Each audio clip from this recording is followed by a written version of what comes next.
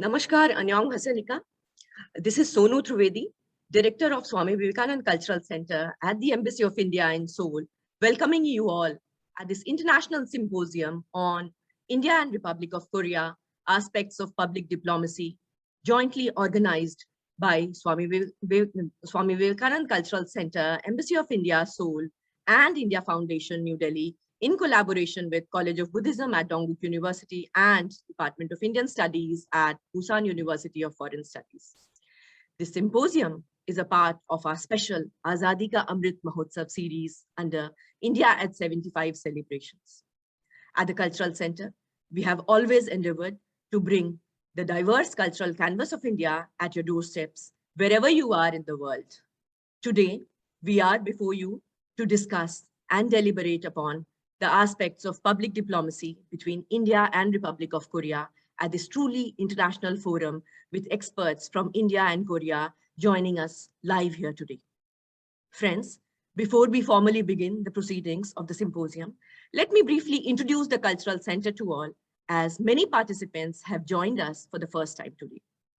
Swami Vivekananda Cultural Center, or Indian Cultural Center as it is popularly known, is the cultural wing of the Embassy of India in Seoul, promoting Indian culture in the Republic of Korea, fulfilling a long-held desire to provide a platform to showcase India's rich cultural heritage and serve as the nodal point for cultural exchanges between India and Republic of Korea. The center was established on 1st of July 2011. Since its inception, center has been providing regular classes on yoga, Indian classical and contemporary dances, musical instruments like tabla, harmonium, and languages such as Hindi and Sanskrit. It also organizes special lectures, symposiums, and workshops on diverse aspects of Indian culture, politics, and society by involving renowned Indian and Korean scholars and academia. Over the years, the Cultural Center has also built an extensive network of partnership with various cultural organizations, city administrations, and provincial governments across the country, intending to broaden the stakeholders and promoting Indian culture in Republic of Korea. At this time, when the whole world is experiencing an unprecedented crisis because of the spread of COVID-19 virus and restrictions on social gatherings, the Cultural Center has initiated online activities in its endeavor to keep in touch with the India lovers and Indian cultural enthusiasts in Republic of Korea.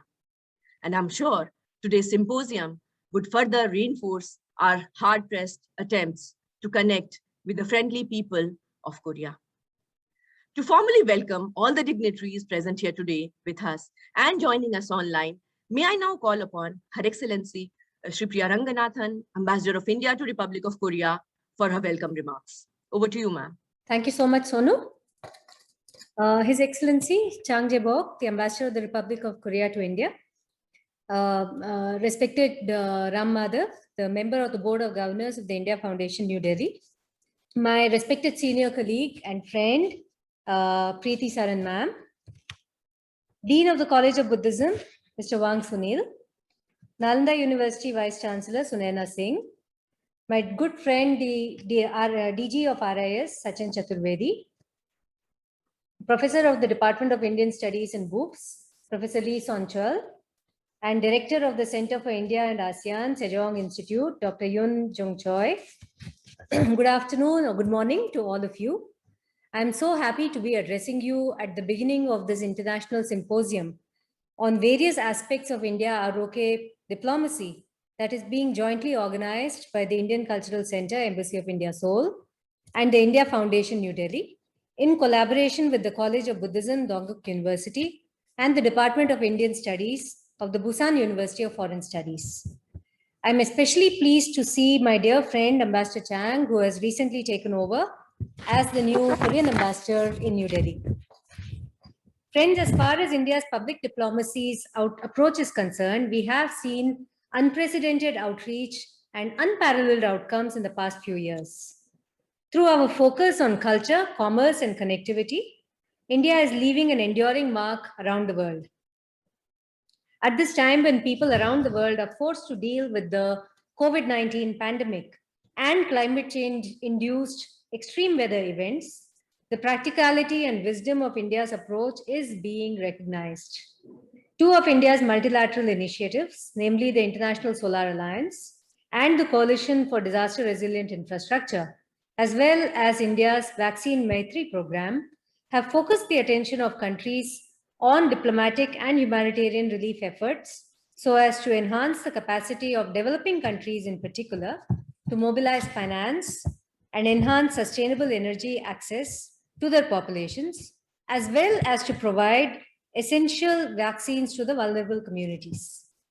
This apart, our diaspora outreach initiatives and digital engagement through social media have been used successfully as a tool of public diplomacy for many years now, and especially so in the recent past. Turning to our theme for the event today, the main point I wish to make is that the shared vision of peace, people and prosperity for the future that has been espoused by the Indian Prime Minister Narendra Modi and the ROK President Mr. Moon Jae-in truly forms a bedrock of India-ROK ties today. We live by the same values of peace, democracy, market-led liberal economy, and commitment to a peaceful, stable, free, open, and inclusive rules-based order. It's a fact that India and the ROK share a deep-rooted historical and cultural legacy with elements like the legendary royal marriage of the Ayodhya princess with King Kim Suro, the advent of Buddhism into Korea, the contribution of the writings of great Indian leaders like Rabindranath Tagore and Mahatma Gandhi in the Korean national movement, the humanitarian support that was extended by the people of India during the Korean War, and so on. These bonds are strong and are being celebrated even today. The India-Korea Friendship Park that was inaugurated by our defense ministers just a few months ago is the most recent example. But we also have the Queen Her Memorial that is being built right now in Ayodhya, the Gandhi Peace Park that was created in Gimhe last year, the Lord Buddha statue that was gifted by us, by the ICCR, to the Holy Tongdo Temple, and that was enshrined in Tongdo just a few months back. And these are truly celebrations of the historic and cultural connections between India and the people of India and the people of Korea.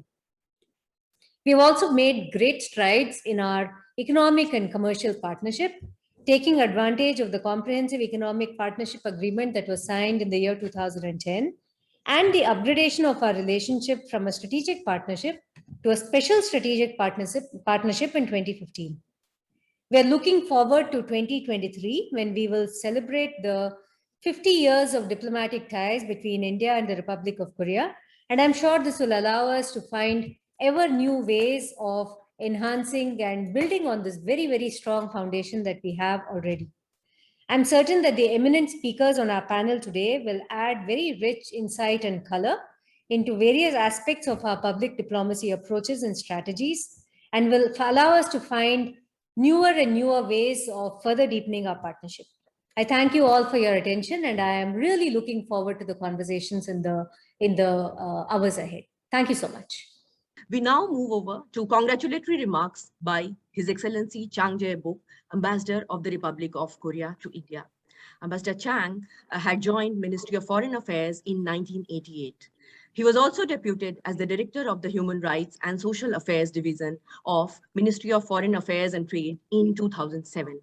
In 2014, he was appointed as the Consul General at the Korea Consulate General in Milan, Italy, and in 2018 as Ambassador of the Organization International des Francophones. The same year, in 2018, Ambassador Chang Jae-bok took over as the Deputy Minister for Protocol Affairs at Ministry of Foreign Affairs in Republic of Korea. Ambassador Chang was also posted at the Korean Permanent Mission to the United Nations in New York. He has worked in various locations such as Ghana, Switzerland, and France. With over 3 decades of experience as a seasoned diplomat, he was previously the Ambassador for Public Diplomacy at Ministry of Foreign Affairs, Republic of Korea. Over to you, Ambassador. Thank you, Madam Director. Her Excellency Ambassador Sylvia Ramanathan, Sri Lam, Member, Board of Governors, India Foundation, New Delhi. Distinguished participants, ladies and gentlemen. Namaste. Good morning and good afternoon. I'm extremely delighted to join you all at today's webinar on India Republic of Korea aspects of public diplomacy. As many of you might be aware, I was serving as Deputy Minister and Ambassador for Public Diplomacy in Seoul until last end of June. So this opportunity to speak on aspects of public diplomacy in India-Korea bilateral relations for a special significance for me. First of all, I'd like to thank the organizers, India Foundation and Indian Cultural Center in Seoul for putting together this meaningful conference. My compliments also go to Korean partners, Department of Indian Studies, Busan University of Korean Studies, and College of Buddhism, Gyeongguk University. I arrived in India just 3 weeks ago to assume my responsibilities as the new ambassador to this great country. It is always an honor and a privilege to represent Korea as ambassador in any part of the world. But if the place of your posting happens to be a great country like India, which is not just an old civilization, but also an emerging global power, you feel all the more excited. I assume my responsibility at a time when Korea-India bilateral relations are in a good shape and when there is a great enthusiasm on both sides to further deepen and expand the bilateral ties in all areas. I'm tempted to enumerate all the achievements of Korea-India bilateral relations, but as it would take up all my time, let's get straight to public diplomacy. Public diplomacy is all about engaging and communicating with the general public in order to generate awareness about one's country, people, society, history, and culture. I used to say that public diplomacy is designed to win the hearts and minds of foreign people. It is aimed at building bridges of mutual understanding and friendship with other peoples and thus other countries.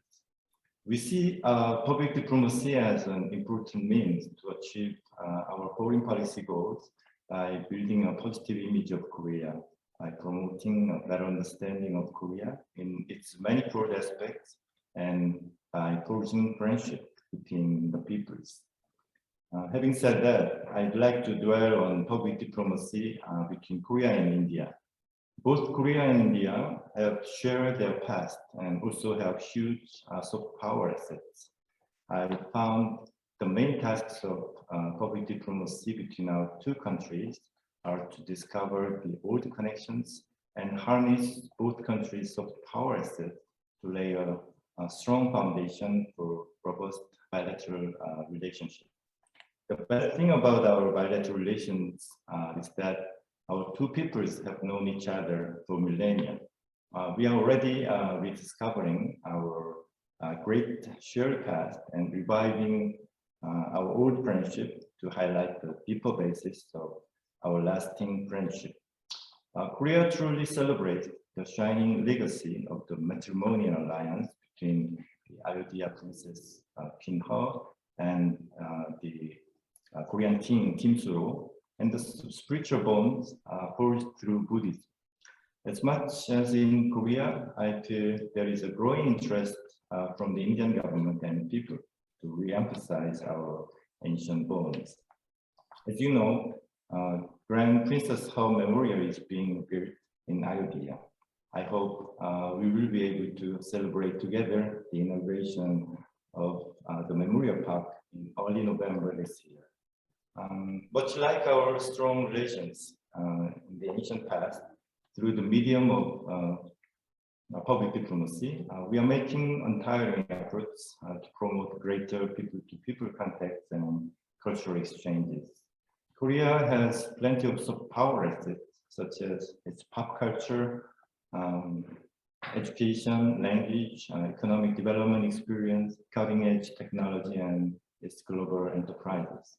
To this end, my embassy and Korean Cultural Center in India have been hosting and supporting a variety of cultural activities. We are also trying to promote Korean language studies in India. Last year, in a historic development, the government of India introduced Korean language as one of the foreign languages at the secondary level of school education from July 2020. We also have several exchange programs. Within the scope of these programs, prominent individuals from India who have distinguished themselves in various professional fields would get the chance to visit Korea and familiarize themselves with Korean history, culture, and society.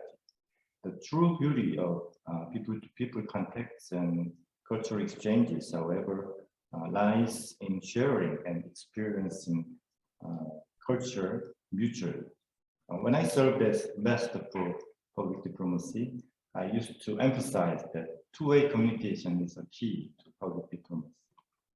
It is never about spreading out a good image of one country alone, but relishing the partner countries' culture and art, so both peoples and countries can enhance mutual understanding and trust. In that sense, I'm once again happy to serve as a Korean ambassador to India, a nation with limited soft power asset from ancient civilization to trendy movie industries, diverse culture, religion, and leading IT companies. Even before I come to India, I witnessed increasing popularity of Indian culture in Korea. While youth in India are learning Korean martial art taekwondo, there is huge yoga wave among Korean youth. While young generation in India is fascinated by K-pop, Bollywood is winning millions of hearts in Korea. Indian food is also gaining its popularity in Korea. Many Indian restaurants have come up in capital city, Seoul, and are thriving in their business as a destination for exotic culinary experience. Last but not least, under the rubric of public diplomacy, we have also been holding two-way communications on our government vision and policies with opinion leaders and policymakers from both countries by hosting and participating in seminars, conferences, and special talks.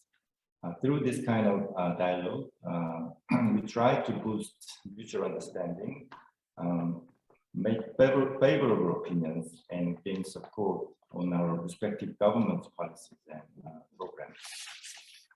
Undoubtedly, our public diplomacy efforts have helped enhance mutual understanding and friendship between our two peoples and deepen our special strategic partnership. But still, we have much ground to cover to realize the full potential of people-to-people ties. Above all, we need to incorporate in our public diplomacy the elements of global agenda. The fast changing geopolitical scenario and COVID-19 pandemic have brought imminent issues such as health security, climate change, rising nationalism, and protectionism. Korean government is aiming to strengthen contribution and play a more active role in coping with this global agenda. In this regard, we hope to stay connected to various actors from the Indian side, including influencers, experts, and youth to understand each other's position better. Global pandemic also expedited the transition to contact-free and hyper-connected society. In this new era, more importance should be granted to digital public diplomacy. Luckily, both Korea and India are leading countries of cutting-edge IT technologies. During my tenure, I wish to see more engagement and cooperation between our IT industries and its positive impact on promoting public diplomacy. So, ladies and gentlemen, as you can see, the tasks for all of us as public diplomacy practitioners are fairly cut out. Public diplomacy is going to be one of my core focus as I set out on the path to scale up Korea-India special strategic partnership to further new heights. In this endeavor, I look forward to unstinted support from each one of you. Dhanyavad. Thank you. Thank you, Excellency, for your remarks and outlining various aspects of India-Republic of Korea public diplomacy. And I'm sure since you have just joined, India is treating you well, and we all wish you a fulfilling and a successful tenure in India ahead. We now move over to the keynote address. I'm extremely honored to have amongst us one of the finest minds and India's original political and strategic analyst, Sri Ram Madhavji, joining us live here today from New Delhi. Sri Ram Madhavji is an Indian politician, author, and thinker who is currently a member of the governing board of India Foundation, a New Delhi-based premier think tank which seeks to articulate Indian nationalistic perspective on issues of national and international importance. He has written several books in English and Telugu, with the most recent one being Because India Comes First, Reflections on Nationalism, Identity, and Culture. He writes for several publications, including the Indian Express and Open Magazine. He has traveled extensively and addressed various international forums in India and abroad. It is indeed a privilege to welcome you once again, sir, and we look forward to your insightful address. Thank you. India's very proactive ambassador in Seoul, Ambassador Supriya Ranganathan, Ambassador of the Republic of Korea in Delhi, Ambassador Chang Jae-bok, and all the distinguished and dear friends, my namaskars to everybody. Let me, at the very outset, congratulate our dynamic director of Swami Vivekananda Cultural Center of the Embassy of India in Seoul, Dr. Sonu Trivedi, for putting together this important symposium in collaboration with the India Foundation in Delhi and the Dongkook University and Busan University of Foreign Studies in South Korea. The significance of this symposium is that it is being held on the eve of the Amrit Mahotsav, or the Platinum Jubilee, 75th year of India's independence. As we all know, it falls on the 15th of August this year. India has secured its independence from the British colonial rule on the 15th of August in year 1947. Friends, the significance further enhances when we realize that Korea had also emerged as a republic on that very day, the 15th of August, in the year 1948, 1 year after India secured its independence. Although Korea secured its independence in 1945, it emerged as a republic in 1948. Friends, India and South Korea are today having strong bilateral ties. Ambassador of India has spoken about it. We have upgraded our relationship to a special strategic partnership recently. On its part, South Korea accords India a status on par with its 4 traditional partners on the East and the West under the new Asia Community framework. President Moon Jae-in's new Southern policy, declared in 2017, and India's activist policy of the last 2 decades have a significant point of convergence in the ASEAN and Southeast Asia. We 2 countries enjoy a robust bilateral trade that exceeds $20 billion. Leaders of our 2 countries keep meeting regularly during bilateral visits, as also on the sidelines of many international events. Friends, we are 2 successful democracies in a region that is increasingly staring at democracy deficit and authoritarian overshadow. In the face of the propaganda by our neighbors that democracies are inefficient and failed models, India has proved in the last 7 decades that democracies can be successful and efficient. South Korea, which became a vibrant democracy more than 3 decades ago, showed that democracies can also give prosperity and material well-being to their people. South Korea is today a world leader in information and communication technology. Our bilateral relationship, together with our active collaboration at the multilateral level, will certainly become a defining feature for the future of our region. Friends, this is an event about public diplomacy. Public diplomacy is about building relationships between nations beyond politics and diplomacy. It is essentially about people-to-people relations. There is a great scope for improvement in this arena in case of our two countries. Although as fellow democracies, we enjoy great goodwill for each other, and our leaders have made strenuous efforts to bring our two nations, two communities together closer. Unfortunately, the engagement at the people level remains minimal between our two countries. Koreans largely know about India through Buddha, while Indians got to know about South Korea through Gangnam Style.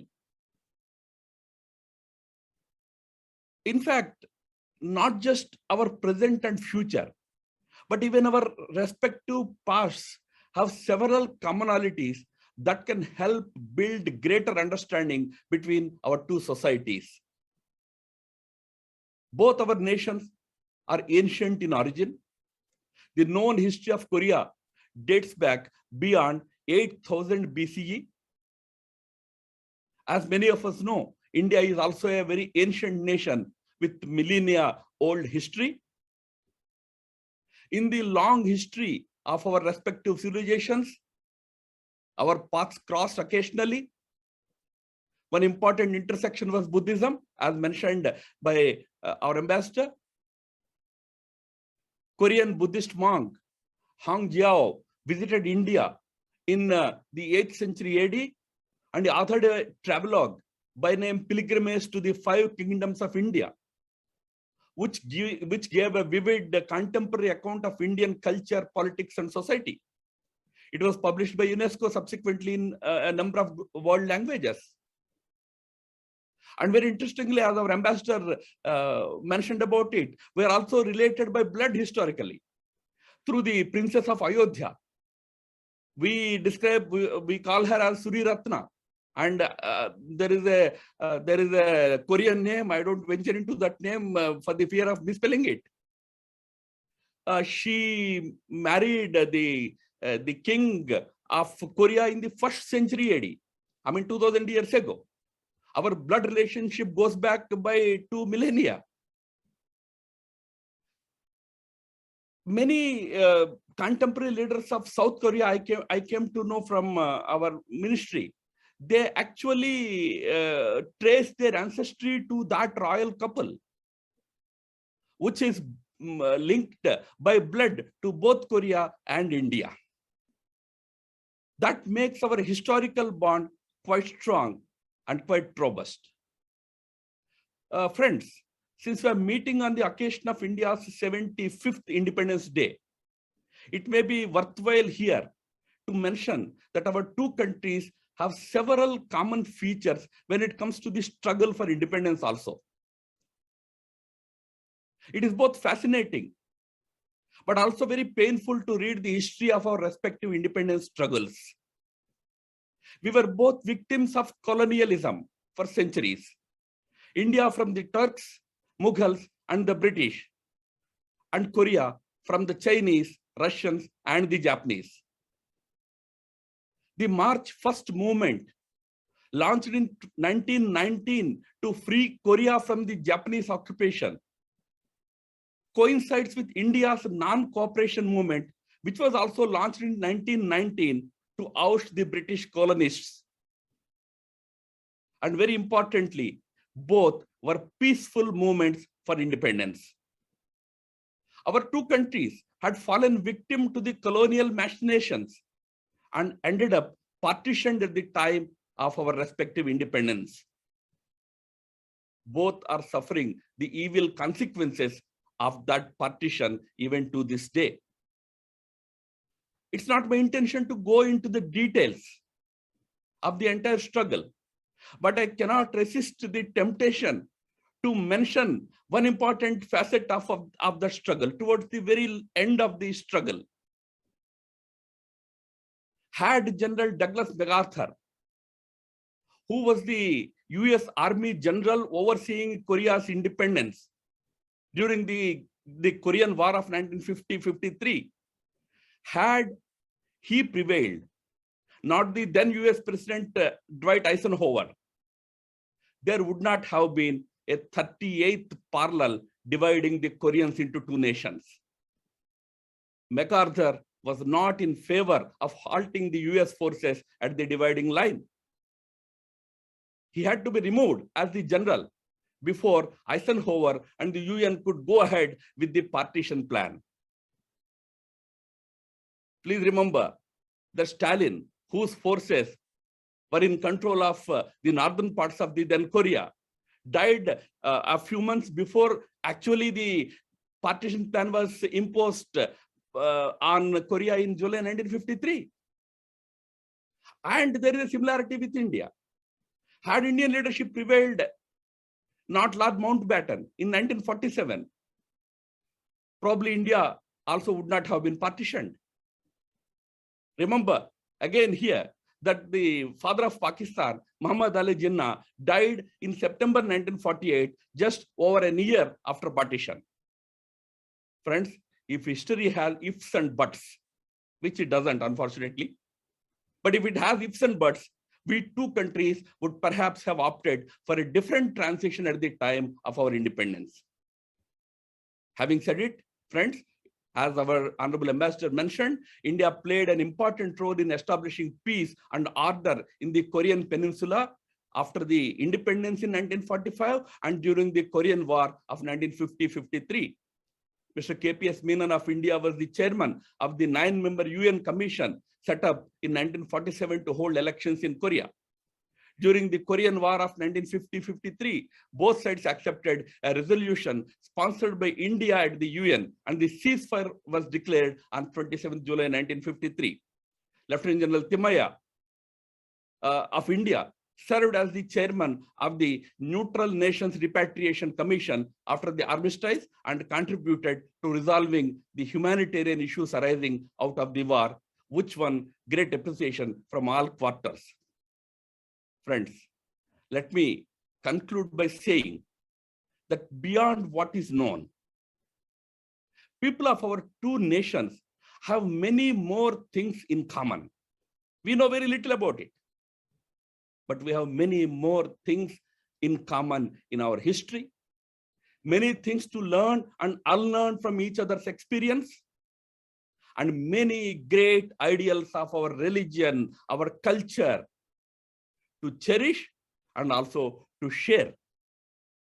Friends, let us engage more through the platforms of public diplomacy like this to pursue that endeavor for the benefit not only of our two peoples, but also the entire humanity.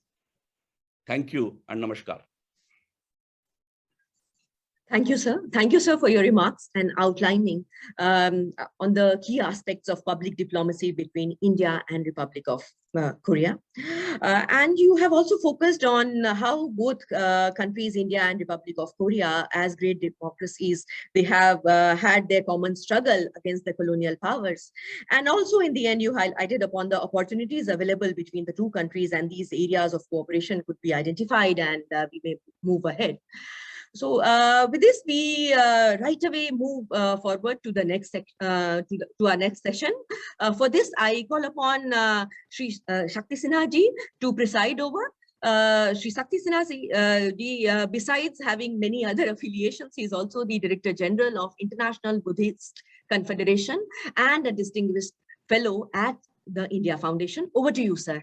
And in this session, we have two eminent speakers. We have Professor Sunaina Singh, Vice Chancellor of Nalanda University, joining us from Rajgir.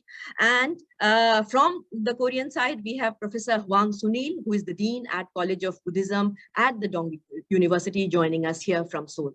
Over to you, sir. Thank you very much, Sonu. Thank you for this very nice introductory session, which laid the pathway actually ahead for the rest of the day. Now, the very first is the historical linkages and cultural diplomacy between the two countries, India and the Republic of Korea. We've had references, obviously, to the princess from Ayodhya, Suriratna, who many people trace the lineage to in Korea today. Many of the names are derived from that. And of course, the monk, Hecho, and other relationships. In fact, just before we start, I mean, I, as head of the Director General of the International Buddhist Confederation, we've been in touch with our colleagues from Korea. And in fact, with the older sects of Korea, the Jogye order, we are in discussions with visiting jointly from India, the Republic of Korea, and from Japan, scholars, monks, media, Uzbekistan, where there are lots and lots of ruins of old Buddhist monasteries, and also Kazakhstan. Now, as some of you may be aware, that after the Second World War, or during that period, Stalin had moved a lot of Korean people from the border region and dumped them, literally dumped them in Central Asia, and they settled in these parts. So, you know, the relationship between India and Korea is multifaceted. Historically, people traveled, people came up and down, came via Sri Vijaya Kingdom into India, came by the other route, and monks have moved up and down also. Now I think the time has come forward to understand the linkages better and work together. Because at the end of the day, we need the past to help us face the future. Let me now call upon our first speaker. I think Professor Sunaina Singh goes first. Is that it, Sonu Shrishti? Yes, sir. Okay. That's Professor Sunaina Singh. Both the speakers will have about 15 minutes, and after which we'll open it up. And I'll, of course, then question you, and others will also question. Dr. Singh, over to you. Namaskar. Ambassador of India to Seoul, Sri Priya Ranganathanji, Ambassador of the Republic of Korea to India, His Excellency Chang Jae-pok, Shri Ram Madhavji, my dear friend Shakti Sinha-ji, Sonu Trivedi, and colleagues and friends. It's an honor to be part of this discussion that we seem to be embarking upon. And, you know, when we look at the cultural relations and building of civilizational links, I think it's very important to posit on what public diplomacy means where historical linkages are concerned. I think it's intrinsically connected, as we find that public diplomacy is all about engaging and connecting with people. So people to people connect, you know, if we trace it back, the trajectory has been very long. You know, about 2000 years back, Princess Suriratna has been mentioned a couple of times here. You know, her Korean name was Hyo Hong Och. You know, this was 48 CE, Common Era. It's almost 2000 years back, and we have the blood relations, as Ram Madhavji rightly pointed out. So when she was married, the princess from Ayodhya, her parents had given her the pagoda, the Pasa stone pagoda, which is there at Hogye Temple in Gimhae, which was brought from India. You know, it was the father gave her this as gift, saying, "My daughter, take this pagoda and Buddha will protect you." Now that's where I come to the spiritual and religious linkages which have sustained over centuries between India and Korea. Culture is at the heart, and you know, culture is very critical for any form of public diplomacy. And in 20th century, I think we have been marching forward in trying to realize the goals of public diplomacy and to engage more and more effectively with Korea. It's important that we look at what has India contributed to Korea and what has Korea in turn contributed to India. Now the people-to-people connect has been there historically. You know, we start with the marriage between the king, the princess of Suriratna with the king there. And you find that thereafter, as we move down the historical trail, we find that the Buddhist monks have been traveling consistently to India, and many of them stayed at Nalanda, where we are situated, and have studied at Nalanda University. The Samguk Yusa, identifies, now this is a magnificent record of how Indian Buddhist monks have visited, and I'll very quickly run through the number of monks who were connected with India in many, many ways, right from 4th century. Malananda, one of the monks, Indian monk who brought Buddhism to Baekje, he traveled through China and established Buddhism in Korea in 526 Common Era. You find that monk Gyomik traveled to Baekje, from Baekje to India, and lived in India, learned Sanskrit, studied the monastic discipline of Vinaya, Buddhist ethics, the moral discipline, and then he took it back to Sila and established a school of Indian Vinaya Buddhism. He primarily came to study the Tripitaka Vedanta here. Now you also move to the other important monk. You have Haicho or Haigo, as he's called in Korean, a Buddhist monk from Silla. Now he studied Buddhism from Indian teachers. Famous, some of his teachers were monk Vajrabodhi, and then he acquainted himself with the language and culture of the land of Buddha. That is, he came to Nalanda, he learned Sanskrit, and he familiarized himself. He traveled to 5 kingdoms of India. He came to Nalanda, studied there, went to Mahabodhi Vihara, and then Kushinagar in Kashi, and Lumbini, which is now in Nepal, and to Kashmir, and acquainted himself. If you look at the historical linkages, there are any number. Now, taking the Silk Road towards the west, he also traveled to China, and then he wrote his accounts down about his journey to India and his learning and the spiritual trail that he left behind, from China to Korea. That Tang Chi Yuji consists of biographies of almost 56 eminent monks from Tang dynasty who came to India, and all of them, had at some point or the other visited Nalanda and studied there. If you look at some of these eminent people who had translated the text from Nalanda, carried the Sanskrit text, you had eminent scholars like Dhyanabhadra, who came to Korea in 1326. He traveled from India and enunciated the true meaning of dhyana there. And you also had, you have this history that Dhyanabhadra was also from a royal family, and he left a trail of knowledge and spiritualism in Korea. Now, the Korean experience, if we move from religion and spiritualism, how Buddhism has played a very eminent role and continues to play.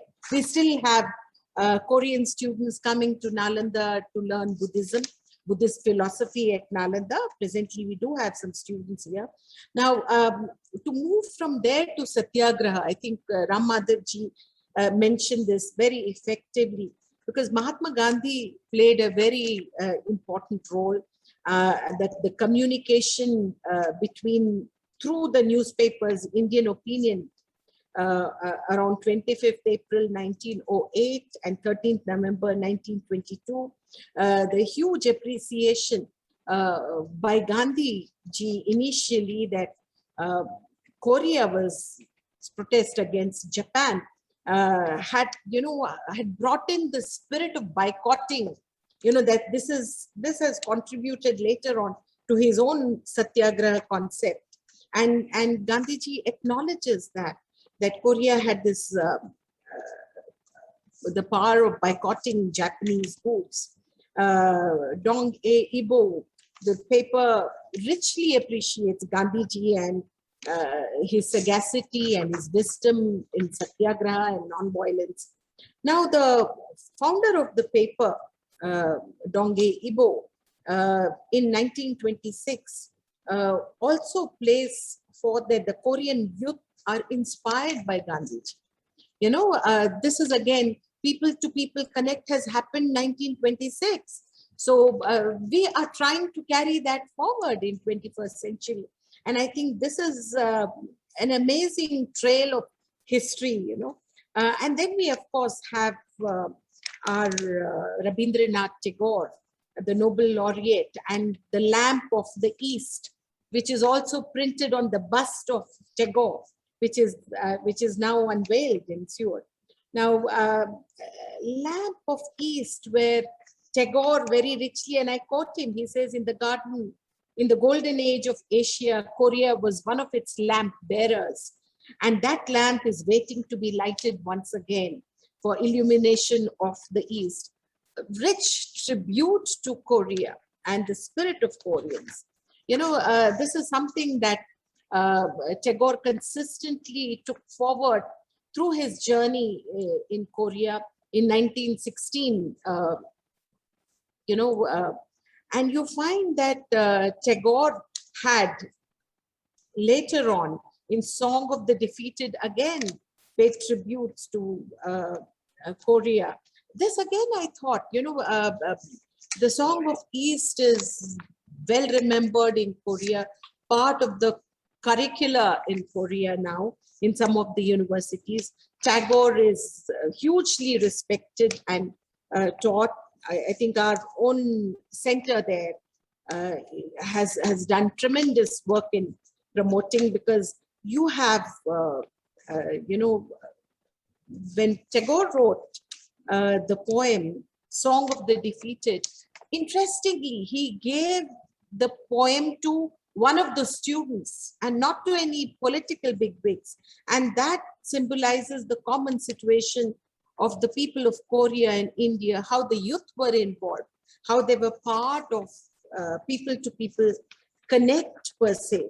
As we move down through the historical journey, we also find that our former president APJ Abdul Kalam in 2006 heralded a vibrant phase in India and ROK relation.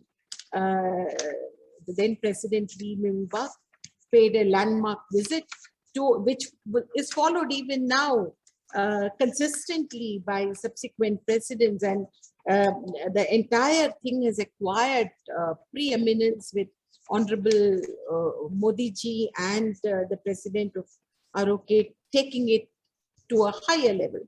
Following the synergies of Act East policy and the new Southern policy of Republic of Korea, the bilateral relations have also emerged to substantiate the cultural ties per se. You know, one of the things that ICCR has done is that it has consistently showcased Indian culture. We have a dynamic director there who's showcasing Indian culture per se. Now, both countries recently, where people to people connect are concerned, have made an important decision. India, on its part, has extended Indian visa on arrival for Korean citizens or tourists on 15th April 2014, a gesture of friendship and goodwill to the South Korean people. The Prime Minister of India, Honorable Modi ji, has also gifted to South Korea a sapling of the sacred Bodhi tree, you know, to keep the memory of a spiritual connectivity going. I think this was a landmark move by Honorable Prime Minister. The Busan Temple, where Mahatma Gandhi's statue was unveiled in 2014, and then as mentioned by Sonu, that we have number of classes, outreach activities, lectures, exhibitions, where ICCR has been doing tremendous work. But we look at Korea and we suddenly find that the Korean wave, Hallyu, this is another important milestone, I thought, in people to people connect is a significant phenomenon. Hallyu, as we know, refers to the popularity of Korean cultural practices like music, dance, drama, food and fashion, cosmetics in India, the Korean pop music, Korean soaps, K-pop, K-drama, as we know them, have suddenly exploded and found a synergy with Indian youth.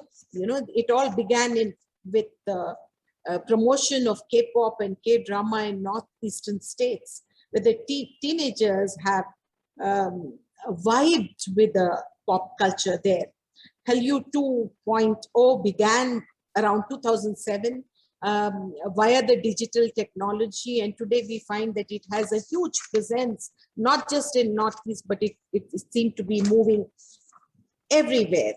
Before I conclude, I must bring in Nalanda University and its connection with Republic of Korea.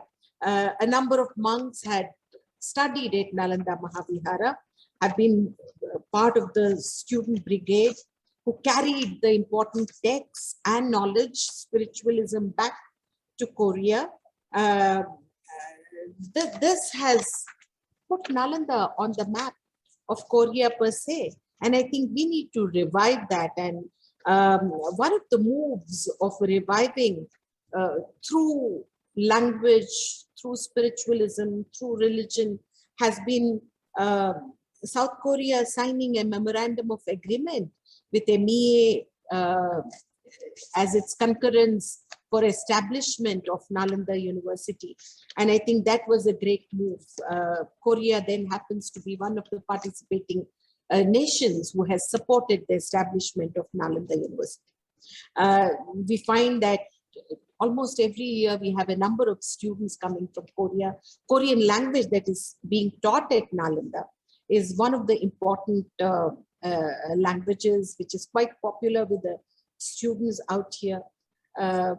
We also have signed an agreement with Academy of Korean Studies, and one, Professor Pyong Rae Lee, I must mention, has donated a huge amount for as fellowship to students coming from Korea to study at Nalanda. Some of the recent efforts that I've brought in is to sign agreements and to see that there are exchanges, faculty exchanges, academic linkages that are formulated. These would be milestones in the history of people-to-people connect.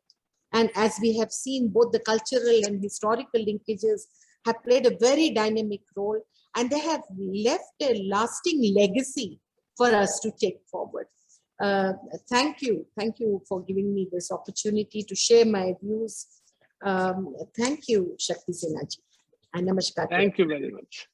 Thank you very much, Vinay Singh. We were dot on time also, in addition to being very comprehensive from the historical times to the present times at what is happening.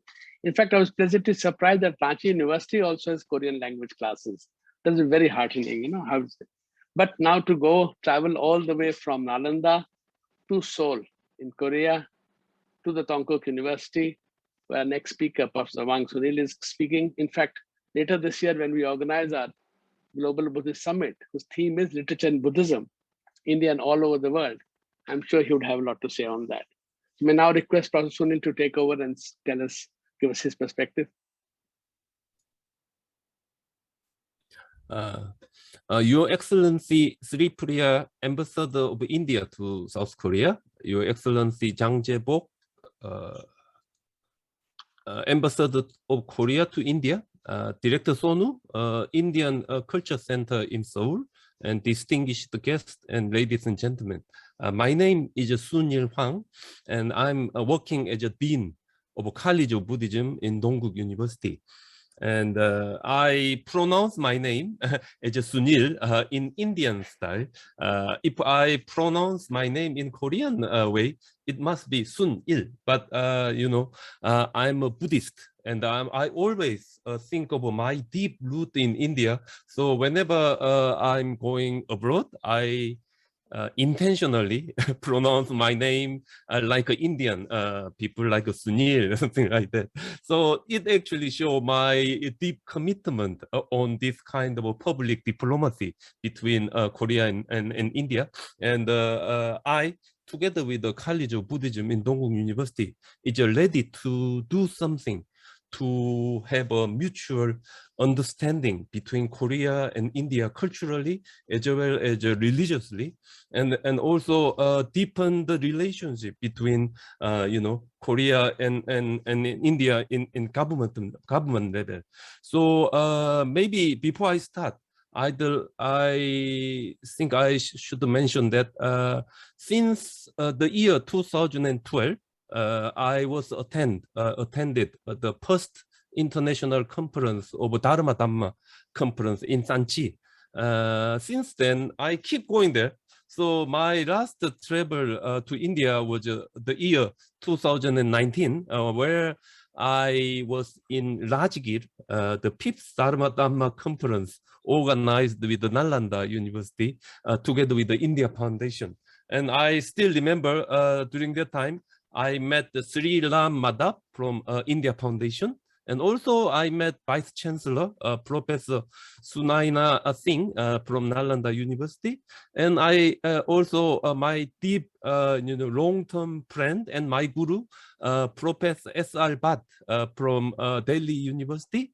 And also Ms. Nawang Gacho, nowadays, she was a former member of India Foundation, but nowadays she was in Seoul studying politics in Yonsei University. So I'd like to say thanks to all the people who invited me to India to have a looking at the India, have a felt, Indian culture, being the part of Buddhist family. I can actually feel whenever I was there. So in Dongguk University, whenever I teach Buddhism, I said to my friends that one of the best goods exported from India to East Asian countries like China, Korea, and Japan, either through land route or maritime trade route, it was the Buddhism. And the Buddhism has got deep root in East Asian culture. I mean, the Korea and Japan and China. And also, when we think about the Buddhism in terms of Asia, Buddhism penetrate almost all the Asian countries, in their deep-rooted cultures. So Buddhism actually is the religion which can actually, integrate, so-called Asian countries together. So the importance of Buddhism, maybe I can't say a word. It's very, very important to give identity to the Asian people. And I'm always think of my deep thanks to Indian people and Indian culture, because India is a country where this kind of long tradition started. So deep-rooted Indian culture in Korean Buddhism, I can witness as Your Excellency Supriya mentioned about the Indian princess getting married with the Korean king in Gimhae, near my hometown in Gaya. It's a beautiful legend we all remember. But apart from them, there are many things, as Vice Chancellor mentioned, Korean monks studying at Nalanda. Korean monks travel to India and so on. There are many kind of linkages we can actually think about it. So last year, I think this year, I witnessed that Indian embassy in Seoul did an excellent job to enshrine Indian Buddha statue to one of the biggest Korean Buddhist temple called the Tongdosa Temple, where we believe the true Sariraka of the Buddha enshrined there. So that was a big event, which actually gave a good impression among the Korean Buddhists. So I mean, the public diplomacy, kind of activity we did, we can make understanding of each country further and wider. So I think enshrining of Indian Buddha statue to Tongdosa Temple is a kind of a turning point to see India is working with the Indian culture. Indian government working with the Indian, Buddhist heritage, which actually give a deep impression to Korean, people actually at that time. Part of the job, College of Buddhism in Dongguk University did together with the Indian Culture Center was organizing a conference entitled Buddhism, a link between Korea and India. So it was a Zoom online conference, but we have many guests from South Korea where they show their understanding of Buddhist heritage, Buddhist textual tradition, Buddhist meditation, together with the yoga and so on. We cover many parts of the aspect of cultural linkage between India and Korea, and give a big good impression from them. So apart from those things, today I have to talk about public diplomacy. So from now on to the future, what we can do, that's what I'm going to talk. Just the one thing I'd like to talk about it. So mutual understanding between Korea and India via Buddhism is the kind of thing India can really do, because nowadays, because of the secularization of Korean society, number of Buddhists getting decreased, but Buddhism become not just the religion. Buddhism is a part of Korean culture. When we look at the important cultural monument in Korea, almost 60% or 70% of Korean important cultural asset actually belongs to Buddhism. So Buddhism has got deep root in Korea, and I think with the Buddhism as a door, India can do a lot about the public diplomacy. So in the old days, as a Vice Chancellor mentioned, Korean monks studying Buddhism in India, in Nalanda, I remember, India actually offer, opportunity to study Indian Buddhism. India offer, teaching. India offer teaching Sanskrit, Pali, and so on, without charging anything. The kind of a monk go to India, they are empty-handed, but they have a good education from there. So anyone succeeded in coming back to East Asian country, they become a big, Zen master or Buddhist master and so on. So in the old days, there are monks who can actually go to India. But from the middle of Goryeo dynasty and the Joseon dynasty, where we have a Chinese Confucianist idea, dominated in the political sector, it is not easy for Korean monk and Korean people go abroad, especially to China, India, and so on. It's almost impossible. So one thing happened during that time was that many mountains, many rivers in Korea, the name changed from the ancient Korean name to Indian Buddhist name. So the Tongdosa temple I mentioned, the Korean temple, we believe to have enshrined the true Shariraka of the Buddha, has got the mountain just behind it. And that mountain was called the Bulcha Peak. The Bulcha Peak in Rajgir, and also if you go to the north from there, we have a Geumgang Mountain, Geumgang Mountain, Bajra, Bajra Mountain, and so on. Or if you go to the west of Busan, we can see some kind of a Buryangsan, Buddha Shadow Mountain, or Haeinsa Temple, located at the mountain called the Gaya Mountain.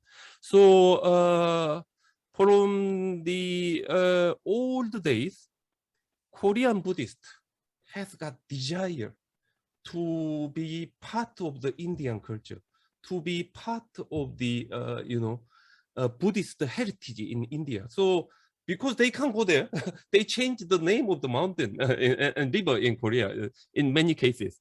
So nowadays, the travel to India is wide open, and Korean people and the Korean Buddhist monk organization and so on organize kind of a pilgrimage before COVID-19 hit, travel market.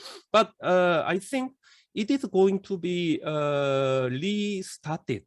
And when we think about pilgrim site, Buddhist pilgrim site in India,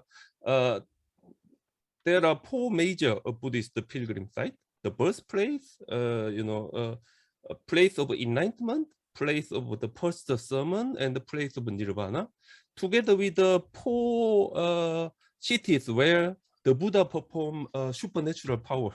So Rajgir, Sankasha, Shravasti, and Vaishali. And so altogether, there are 8 most sacred sites in India where all the Korean Buddhists wants to go there. I actually wants to go there. I become,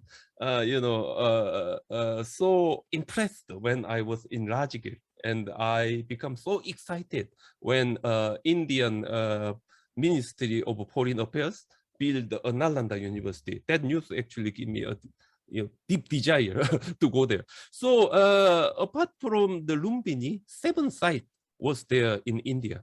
And this kind of pilgrim site, if Indian government, develop together with Korea, maybe Korean Buddhist Joge Order wants to do more on, major sites like Kushinagara and Sarnath. We are going to have a new Korean temple open soon, and we have Bodh Gaya and so on. But there are no Korean center in Kushinagar where the Buddha, finally nirvanized there. So, kind of developing that kind of a pilgrim site in India, and maybe you can establish some kind of a walking path between the major Buddhist pilgrim sites. Like I think in the old days when Buddhism flourished in India, Indian Buddhists walking, in between all those 7 most important pilgrim sites. So developing those kind of sacred Buddhist sites in India will promote more Korean Buddhists eager to go to India. And India is the country we can explain by word. You should experience there. Whenever I go to India, I can feel something. I can't exactly talking about what is going on there, but we can have something. And also Buddhist, almost all the Buddhists in Korea wants to follow the footsteps of the Buddha, almost 2,500 years ago, when the Buddha walking through that path, we also follow his footsteps. So it can give a deep impression to Korean Buddhism. So through this kind of a Buddhist linkage between India and Korea, then from the Korean Buddhist to general public of Korean people, and through there, everyone can have a more and better understanding of Indian culture and Indian Buddhism. So one thing Dongguk University eager to do is to have an MOU with Nalanda University in Rajgir, and hopefully we can do something like opening of a Korean Buddhist Vihara there. There, if Korean monks stay there, it can actually promote not only kind of a pilgrimage, but it can also promote the tourism, just like Lumbini, where there is one Korean temple called the Daesung Temple. Many Korean tourists actually go there.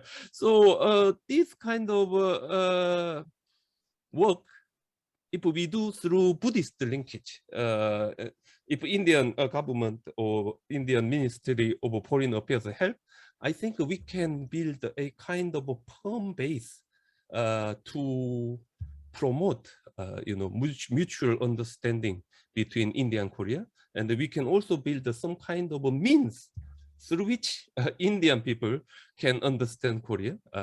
Korean people can understand India better. So maybe a small starting point, because Dongguk is the only university in South Korea, kind of a comprehensive university founded by Korean Buddhist Joge order, and Joge order cover almost 80% of Korean Buddhists here. So we Dongguk actually, while I was working as a dean, wants to do something to promote that kind of a pilgrimage and walking path in between the sacred site of Buddhism. And in that way, understanding of Indian culture among the Korean Buddhists can expand to the general public of the Korean people. Then I think, public diplomacy automatically going, without having any, further, difficult job. I think that's the one thing I'd like to mention in this opportunity. Thank you very much. Thank you very much. Thank you very much, Professor Sunil. In fact, just to add to what you were saying, we had long meetings with the Venerable Dhammadipa Ila of the Joge order, and he did talk about this walking path. He did talk about developing Kushinagar and a lot of plans on it, and we're looking forward to obviously much more involvement, as I mentioned with you, in not just India and Korea, but also in third countries like Uzbekistan, Kazakhstan, etc. I think there's lots and lots of scope for this mutual growing together. And of course, we want to see more Koreans coming to India. But then, as you say, you have secularized so much. That is an issue. And yes, in fact, even places in China, they created places, especially in Yunnan, with names like from Rajgir, Grecotic, etc., just because people could not go there. And of course, your Vajra mountain in the north is more famous up north because the ruling dynasty likes to claim that they are from there to get the legitimacy. That's very interesting. Again, you never know, see how these factors are used socially, politically, sometimes misused, of course. It's always there. So I think, ladies and gentlemen, we must thank the Indian Cultural Center, Swami Vivekananda Cultural Center, Embassy of India, Seoul, the Embassy of India in Seoul, India Foundation, the Dongguk University, and the Busan University for, I think, bringing us together. Of course, you have 2 more sessions to go. But I think this session on historical linkages and cultural diplomacy, I think both the speakers were very good. You brought out the facts and brought out the various dimensions to it. But I think, as rightly suggested by people, now we need to really build on it and take cultural diplomacy to a different level altogether, encompassing, of course, pilgrimage. Pilgrimage is a very important part of it. But I think we need to go beyond pilgrimage into academic collaboration as an example, other forms of exchanges between people of both countries to really make it very, very deep.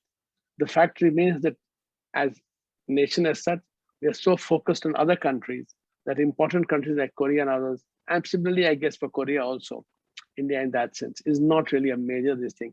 And the fact remains that there is potential, real potential, to learn from each other, to benefit from each other. I think both of us have so much to contribute to working together. I mean, if you look at the internet speeds in Korea, for example, and you know how far behind we are, just to give a small example, there's so much we can do together, learn from each other. And Buddhism does provide a very, very strong basis to do so. As explained, Buddhism in Korea is Korean. It is Buddhism, it's come from India, definitely, derived a lot from Indian sources, but ultimately is Korean. And I think that really gives strength to the fact that when 2 cultures, 2 civilizations interact with each other, you can gain from each other without feeling that I am the inferior party or I am the superior party. Once we get out of that, how much I've done for you, once you do interchange with exchange with each other, mutual respect goes up, mutual learning goes up. And at the end of the day, we look forward to creating a better future for everybody. The whole idea of cultural exchanges is not narrow diplomatic wins, which will come by itself. I'm not against diplomatic wins, that is also required, but going beyond it into actually helping creating in our own little ways. Individually, we may be very small, but coming together, we can make a difference in using culture and all aspects of culture into creating a better world. So thank you very, very much. Thank you both the speakers for really, as I said, from historical perspectives, from the early beginnings, the dawn of time to modern times, both of you have brought it all together. So thank you very, very much. Thank you, sir. Thank you, sir, for your remarks and chairing the session so well. In fact, this was an excellent interaction where we had the Director General himself of the International Buddhist Confederation chairing the session, and we had two eminent speakers like Vice Chancellor of Nalanda University, Professor Sunaina Singh, and also Professor Sunil Huang from Dongguk University. Many good points have come up, and I'm sure both the universities, along with the International Buddhist Confederation, would work on these things, and I'm sure we will be able to move forward on this. And we at this cultural center, as it was already mentioned, that we've been doing our bit, as Professor Sunil had mentioned, that we had donated the statue of Lord Buddha at Tongdosa Temple. Along with that, we had also launched a digital exhibition on Buddhist artifacts, and this was curated by National Museum of India, and we did it in collaboration with Jogesa Order of Buddhism here in Korea. So that was very well appreciated, and the digital exhibition is on our YouTube and website. It can be viewed, and I'm sure with other partner institutions, we'll be able to take it forward to other institutions as well. Along with Jogesa and Tongdosa, we are also working closely with Gime City administration. As we've spoken in this session, many new issues have come up, and the historical ties we have discussed. So we are closely also working with Gime City administration. We have entered into several MOUs. We are working on different kinds of cultural and educational cooperation. So I'm sure with the help of all the partner institutions, we'll be able to take this forward. With this, we now move over right away to the next session, which is on economic diplomacy. And for this, I request Mr. Rajat Sethi, who is the political analyst and advisor to Chief Minister of Manipur, to preside over. In this session, we also have Professor Sachin Chaturvedi, who is the Director General of RIS at New Delhi, and also Vice Chairman in the Atal Bihari Vajpayee Institute of Good Governance and Policy Analysis at Bhopal. We also have from the Korean side, Professor Sun Chun Lee, who is at Department of Indian Studies at Busan University of Foreign Studies. So over to you, Mr. Rajat. Thank you very much, Dr. Sonu. Excellencies, Ambassador Sri Priya Ranganathan, Ambassador Chang Jai-bok, a very warm welcome to the second session of the deliberations, which is focused around economic diplomacy as a factor in India-Korea relations. We are really lucky to have two distinguished academicians with us to discuss this very interesting topic. We have Professor Sachin Chaturvedi, and we also have Professor Lee Soon-cheol, both of them who have been working in this area to improve the economic relations between the two countries. What I have learned over the past few years is that both the countries have really built on to a very robust economic relationship so far. Even the CEPA, the Comprehensive Economic Partnership Agreement, which was signed back in 2009, has now come of age and is yielding rich dividends for both the countries. One prime example of that is right in the middle of COVID, if you talk about April 2020 to March 2021, the amount of foreign direct investment from Korean corporations that has come into India has reached to a staggering and a record level of $5 billion. So that's the amount which has happened when very little corporate action was there because of COVID. So we are now seeing that this bond between the two countries on economic grounds is starting to take shape and starting to really become to the level of expectations which we had set right at the time of signing of CEPA. Koreans are right now invested into India in various prominent sectors, which includes from metallurgy, automobiles, and electronics. We see that there are very reputable companies, Korean companies working in India. We know about Samsung, who has made up significant investments, including the largest mobile manufacturing setup in India. We also know about LG Electronics, Hyundai Motors, Kia Motors. Now, Kia is the new icon for young people who want to drive these latest automobiles. Lotte. So all of these corporations, Korean corporations, have rather become a household names in India, and they enjoy substantial market share. Also, India's growth, India's export growth to Korea has seen significant improvements in the past 2-3 years. But right now, we still see that there are only basic materials which comprise bulk of our export basket. It ranges somewhere between mineral fuels to oil distillates to naphtha, iron and steel to a great extent, and certain food related items. So India's exports also need to grow in leaps and bounds, given that Korea right now is importing to India to the tune of $15 billion. So there is some level of gap between the exports and imports right now, but we see that that the convergence which has been brought out by India's Act East policy and the South Korea's new Southern policy, economic playground is the real action playground for these two policies to see a beautiful convergence of sorts. I believe that all of these topics are currently, they can allow the audience to have a very rich discussion on, and therefore I wanted to bring in our guest speakers on this, who are going to speak for 15 minutes each. I would also request the audience to post their questions in the chat box that is there on Zoom. And if you want to yourself ask your questions, you may kindly raise your hands. To begin with, can I please invite Professor Lee-Shun Seoul, who is the head of Department of Indian Studies at Busan University of Foreign Studies. Okay. Hello, everybody. I'd like to share I prepared some materials to share with you. Anyway, I am Sun Lee, the Busan University of the Foreign Study.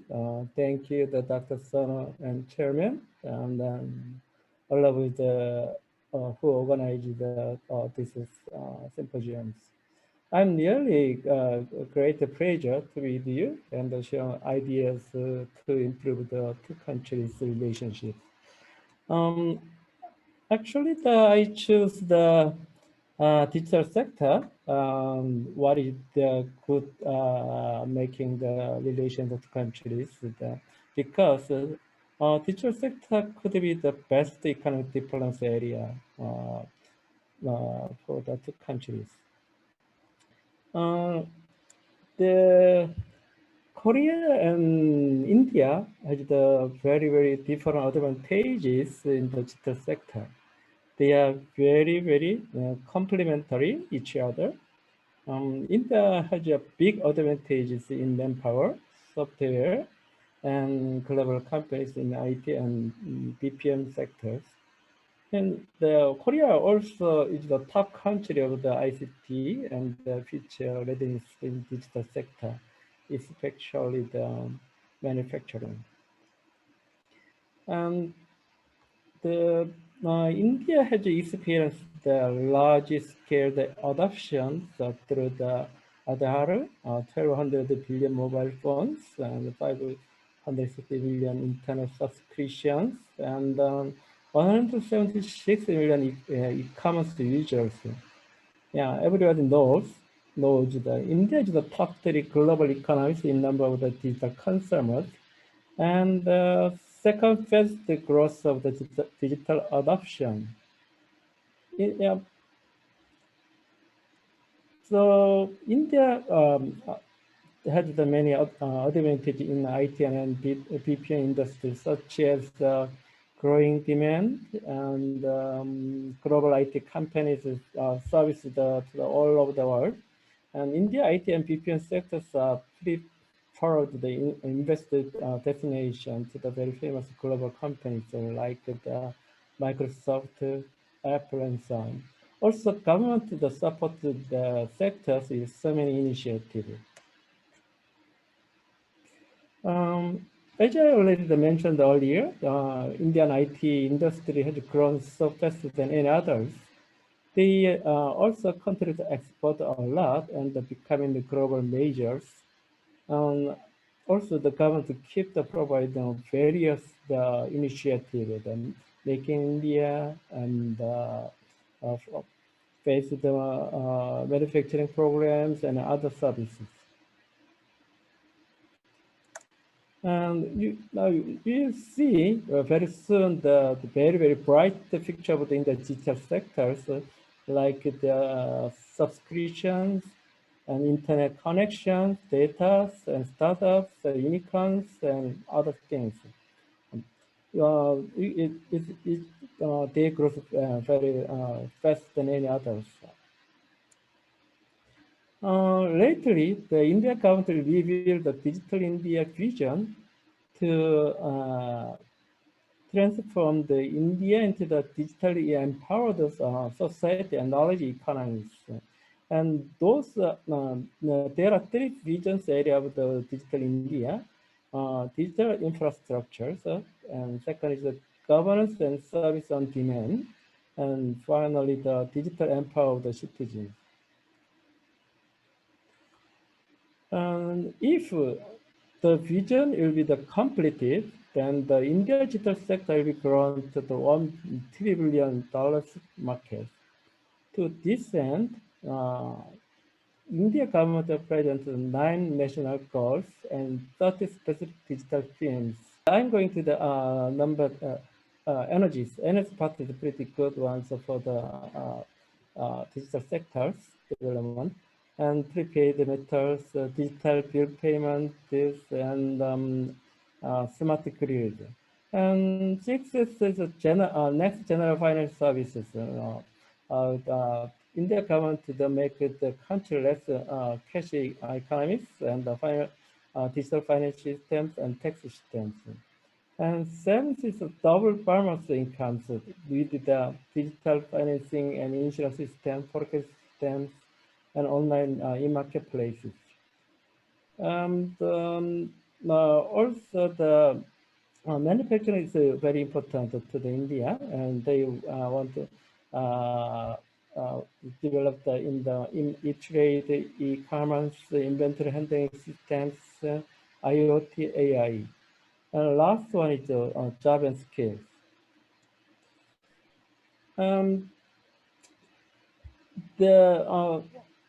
Now I'm going to the Korean part. Korea, the Korean side, Korean government, reveals Korean New Deal initiative. I'd like to introduce very briefly the Korean New Deal initiative because it emphasizes the digital and technology development. Korean, even all over the world, has experienced that science, technology, and innovation play the critical roles in response to the COVID-19. So Korean government did provide frame out the new policy with the COVID-19 experience, so-called the Korean New Deal. This New Deal initiative consists of the 3 pillars. First one, the digital New Deals, and second is the green New Deal, and third is local deals.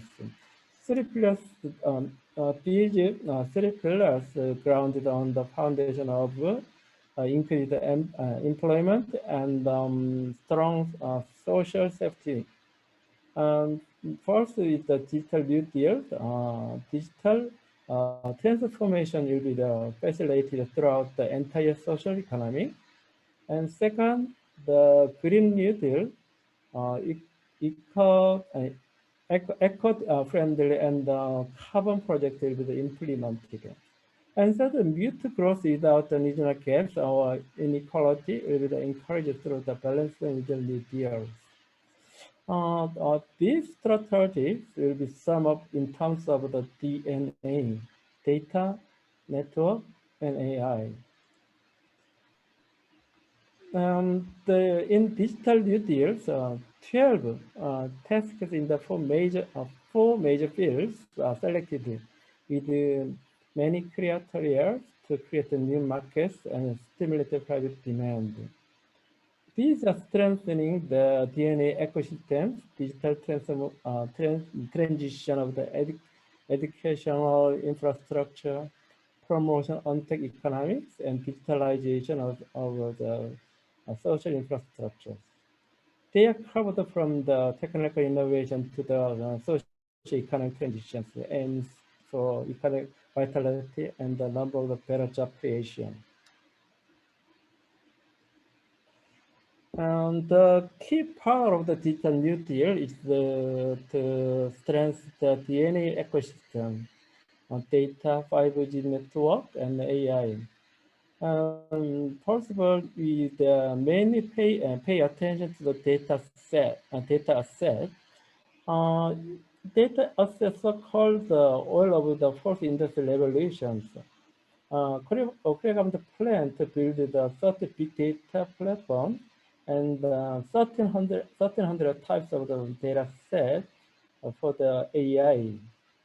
And furthermore, the hybrid of the 5G and AI will create the synergy effect and facilitate in the entire industry. And also, Korea government to set up the smart governance systems and the cybersecurity.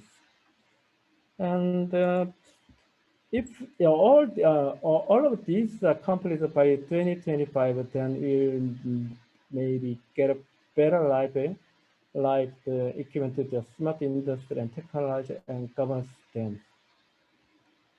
So I'd like to suggest some areas to make better cooperations with these background.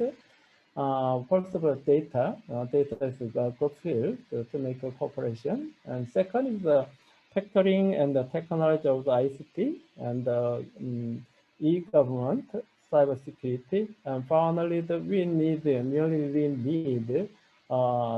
scholar and expert exchange. So how I don't know. I'm actually sorry about. I'm nearly to be honest with you, I'm still studying how to improve the relationship in this area. So I'd like to discuss how is the next round. Dr. Sono will have another seminar next time, right?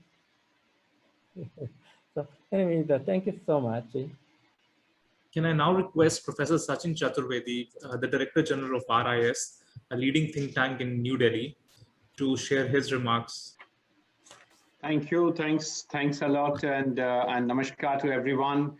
Thanks to India Foundation for this absolutely important occasion and opportunity for us to connect with South Korea. I would very much like to thank India Foundation and our very dynamic ambassador in Seoul, Her Excellency Shri Priya Ranganathan, for setting out the tone along with the newly appointed ambassador, His Excellency Chang Jae-bok, for setting the tone for this discussion, and the director of the Swami Vivekananda Center, Professor Sonu Trivedi, has also given the kind of settings that are needed across the two very important sessions, as we heard Vice Chancellor Professor Sunaina Singh and also Honorable Director of the Atal Bihari Vajpayee Institute of Policy Research, Shakti Sinha ji. So I think we have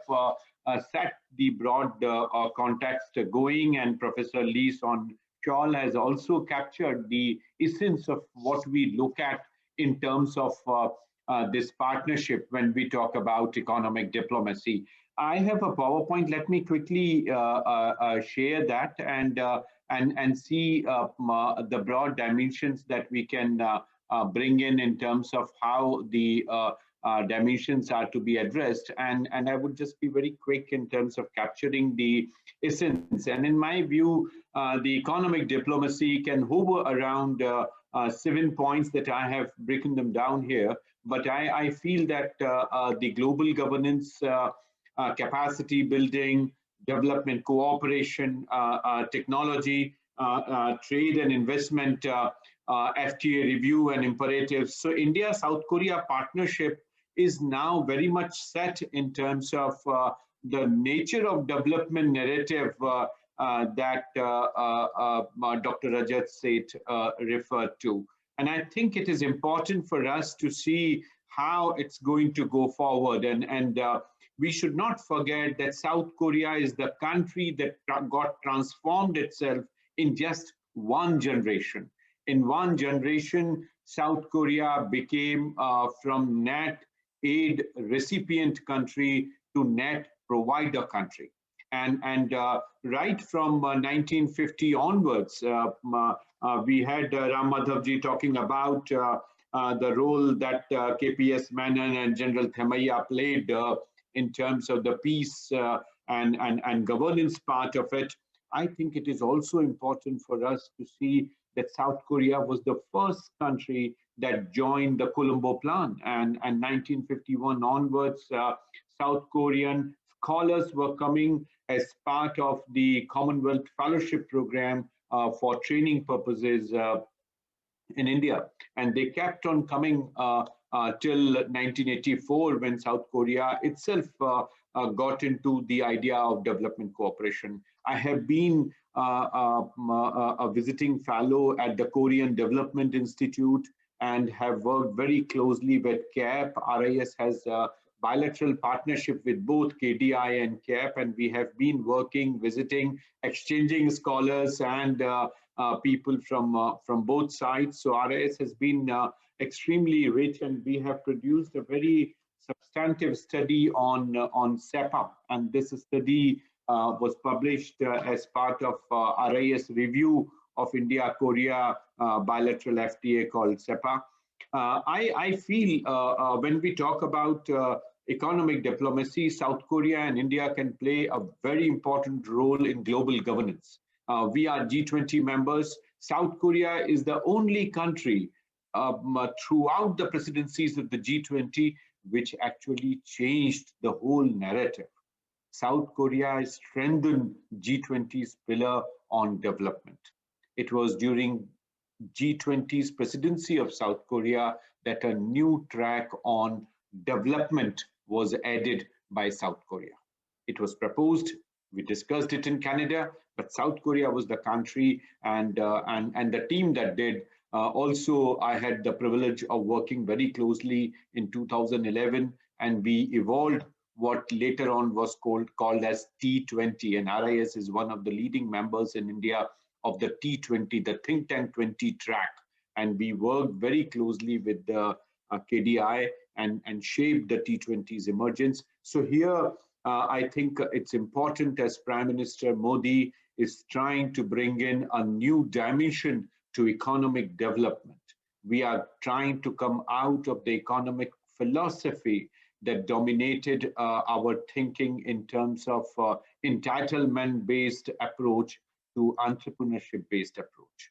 So we are no more getting into entitlement-based approaches. We are encouraging entrepreneurship through Startup India, through the new narratives that are there for making people capable to take development in their own hands. And this is the new philosophy with which Niti Aayog and other entities of the government of India and even at the state level are trying to take that forward. And I think this requires some of the reforms that are needed for World Bank and IMF.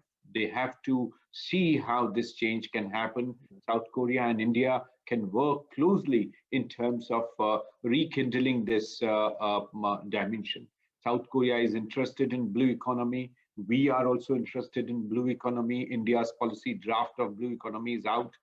Day before yesterday, Prime Minister Modi chaired the session of the Security Council and has laid out the emphasis on maritime security, which is important for economic development of the region. South Korea is dependent on maritime security and ocean-led economic development.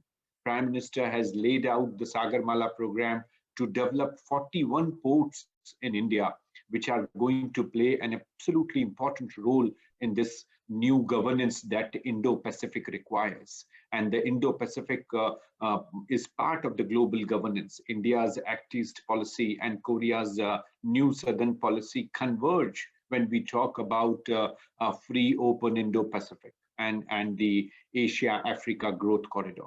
South Korea can play an extremely important role in AAGC, Asia-Africa Growth Corridor. And we need to see how these dimensions can be beneficial for Africa and for other Southeast Asian countries, particularly CLMV of the ASEAN, Cambodia, Laos, Myanmar, and Vietnam. And that, I think, is important as we go forward with n number of new dimensions and approaches that both India and South Korea have faith in. My colleague, Professor Lee Seoul, has very rightly pointed out in terms of digitalization and synergistic cooperation that India and South Korea can achieve. And I'm very glad to endorse this point as we all go forward on cooperation. I think the idea, as I mentioned, free, open, inclusive Indo-Pacific is important. South Korea's views on Indo-Pacific are extremely important. At my research institute, I have launched a research program in which we are trying to analyze Indo-Pacific policies of all different countries. And 11 countries and regions have already announced. We are very keenly awaiting South Korea's detailing of the policy. Of course, broad endorsements and policy announcements are very much there. I would also like to mention here of discussing cooperation around not only ASEAN, but Mekong sub-region. As I said, both South Korea and India can work together to take this forward. Here, it is also important to remind us of the Busan agreement that came up in 2011 for governance of the global aid architecture. I myself was present in Busan in 2011 when this at the Busan conference, OECD and other countries adopted this for benefit of Africa. So Busan has played an extremely important role. Again, let me refer to Professor Lee Seoul's presentation where he emphasized on STI, science, technology, innovation. I think it is absolutely essential for us to talk about technology and capacity building. And this is important as we talk about the Korean New Deal of 2020, where Korea has proposed a huge assistance that is possible over next 5 years of $132 billion. And we are very much in touch with the Seoul's UN Center, where Professor Stefan and his team in Seoul are working for the UN strategic development of South Korea with the other developing countries. So we think the Digital New Deal and the Green New Deal are important dimensions of we taking this forward. And the India-Korea Center for Research and Innovation Cooperation is something that can really trigger in a major cooperation as far as economic diplomacy is concerned. On development cooperation, friends, India has changed its track. India has emerged as net provider of development assistance. We are no more dependent on foreign aid anymore. We are a net provider of development assistance. My book, Logic of Sharing, which has been published by Cambridge University Press, is already a bestseller in this area. And we are trying to see how the new advances can be captured. And what we did in 2017 with the G7 countries, and now India is going to hold the presidency of G20 in a year's time. We are already going to be part of the Troika with Italy and Indonesia. We are trying to see how the Southern perspective, Southern engagement, South-South cooperation is possible when it comes to development cooperation. And India is providing almost assistance of $5.85 billion. If you put that in a cumulative manner, it crosses $35 billion. So that is happening. India-South Korea trade, I think, is an important dimension. Numbers have already been quoted by our ambassador and also by Ambassador Shang Jae-bok. I think it is important for us to realize that SEPA requires a bit of review, and we need to see what are the areas where this review is going to be of great significance. Numbers are here on my slide. Already, they have already been spoken about, so I'm not getting into the details, time is limited, but I would very much like to emphasize on certain dimensions that are needed by us to see. If you look at broad dimensions of the products, the new trend that we are observing in India-South Korea trade is not just about goods, it is also about services. So if coffee is being imported in South Korea, we would be very happy to have some of the service providers, maybe Indian Coffee House or Cafe Coffee Day, any of the major chains in India to open up in South Korea. And for that, we need to liberalize the trade regime. So if we have to step up SEPA, South Korea's exports to India have multiplied more than 7 times during the period of SEPA. India's exports have gone up only very marginally. So I think we need to see this growing convergence of trade in goods and services. So trade in goods and services have to converge, and for that, South Korea has to see how some of the non-tariff barriers are removed, and we have greater convergence in goods and services. And SEPA requires this kind of approach, which, as I'm saying, is important. The review of SEPA has already been undertaken, and more vigorous is required, for which discussions are already on. The target for 2030 has already been laid out, and I think it's important for us to go on. Before I close, let me mention what Professor Sunaina Singh mentioned, because it is part of economic diplomacy. It is part of the soft power. And somebody was saying that we do not know much about South Korea. I think the young generation knows it enough. My daughter keeps on watching South Korean shows all the time. And I think all the youngsters are crazy about several of these shows, which I have listed some of them here. I think the soft power is the power to connect. And I'm sure Professor Sonu Trivedi can tell us if same is happening with Bollywood in South Korea. So I think these dimensions connect the cultural and commercial diplomacy, the softer power of it, and that gives the strength and the bandwidth for our cooperation and for our partnership. So with these words, I once again thank the organizers, the India Foundation, and the Swami Vivekananda Center in Seoul for this opportunity. Thank you. Thank you, Professor Lee and Professor Sachin Chaturvedi. I agree with the latter's remarks that what was initially pointed out as a big lacuna in the relationship between the Indians and the Koreans was this people-to-people connect. And I think the younger generation, the younger lots, the below millennials, the Gen Z, are actually pretty well entrenched into the cultural ecosystem of both the countries. Young people in India are absolute fans of BTS, and these people are their role models right now as we speak. So things have actually changed a lot on the ground. But what is still missing is what I personally feel has been sort of a roadblock between the two countries' better economic integration, has been around a lesser university to university connect. The reason for the lack was that there are no institutionalized programs of exchanges, etc., with some of the top tier Indian universities and some of the top tier Korean universities. And as a result of this, the startup ecosystem of India has very little interaction with the startup ecosystem of Korea. And therefore, if that interaction is not there, I would want to know from Professor Lee, how do you see innovative and new emerging technology sectors be co-founded by both the startup communities of both these countries going forward in the future? How do you foresee digital? You called it as the new deal, the Korean New Deal around digital. How do you foresee that emerging in Indian landscape, Indian startup landscape? And do you also foresee that going forward, Busan University can perhaps partner with some Indian universities to attract entrepreneurs from both the countries to come to a common platform? Thank you. Actually, we have first of all, I'm going to the university and university relationships. We have our university have some relations with the JNU and others.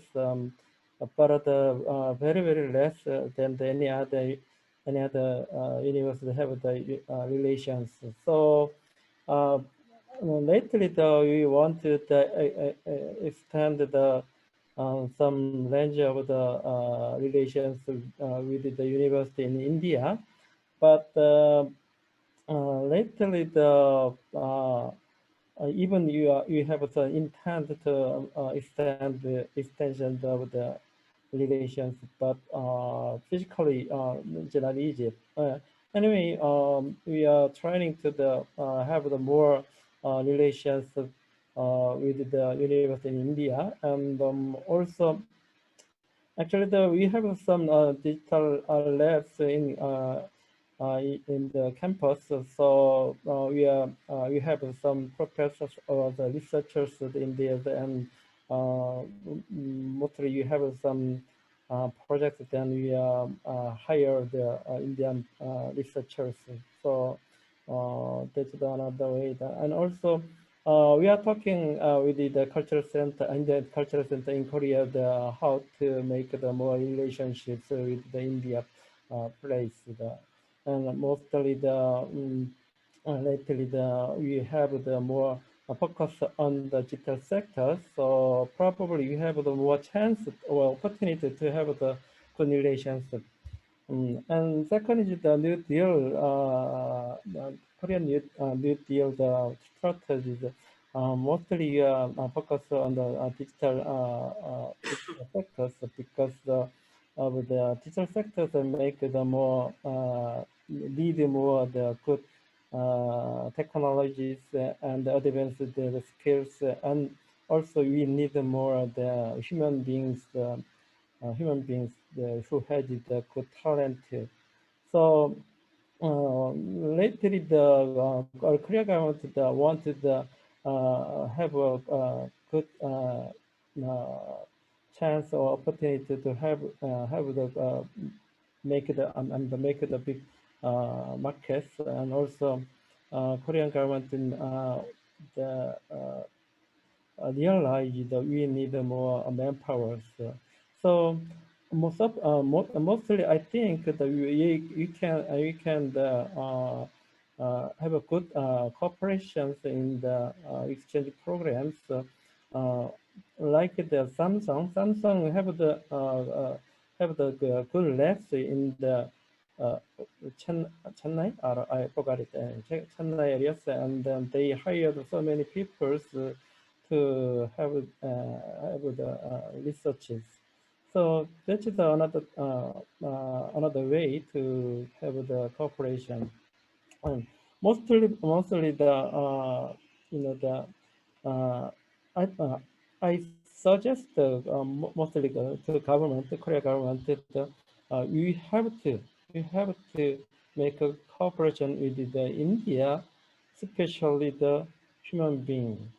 I mean the researchers and doctors and in the digital sectors. And I have studies and preparing a report for the government with Dr. Choi, and the report mostly we are writing about the cooperation of the technically and skills and the human beings. That's my idea. Thank you, Professor Lee. Professor Chaturvedi, do you have something to add to this? I think it would be important for us to see how these startups, the initial inducement that is needed, initial support that is needed, the nature of institutional ecosystem that South Korea has provided, those kind of cross learnings, I think, are important.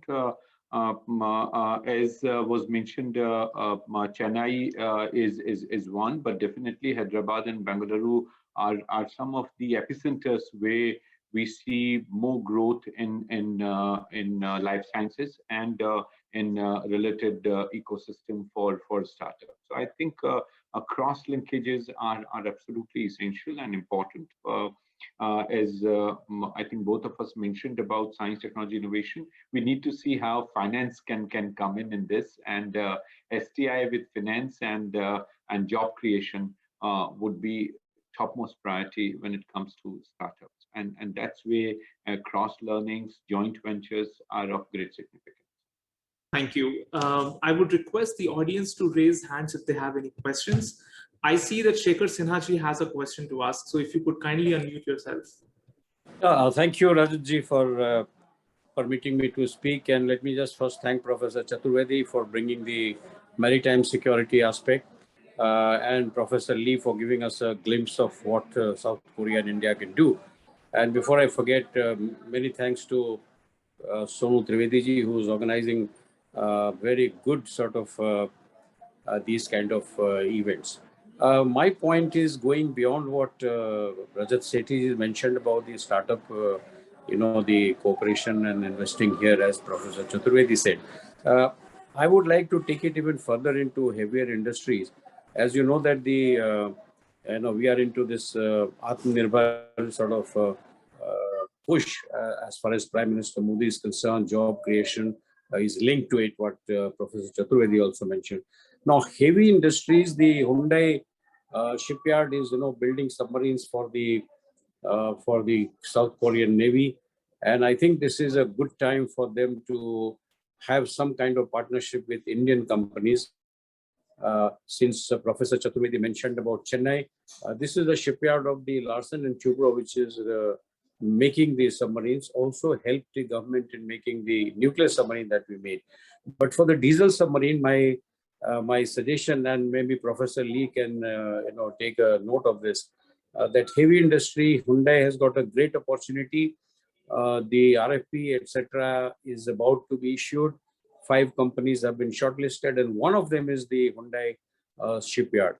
So there I feel that you can have a fairly large investment and partnership with the Indian company who's already making a submarine, and start building the diesel submarines fitted with the AIP, that is automatic, air independent propulsion system. So it's not only on soft skills, but on heavy industry side also. I feel that even the shipyard, the Koreans make beautiful, very sleek ships with the merchant marine. We have shipyards who are wanting to build this. So this is 2 areas that Professor Lee can take a note and possibly encourage these industries in South Korea. Thank you very much, Rajatji. The heavy industry is a pretty good ones to make the cooperation, I think. And already the Kia and Honda is invested in India, and also any other companies that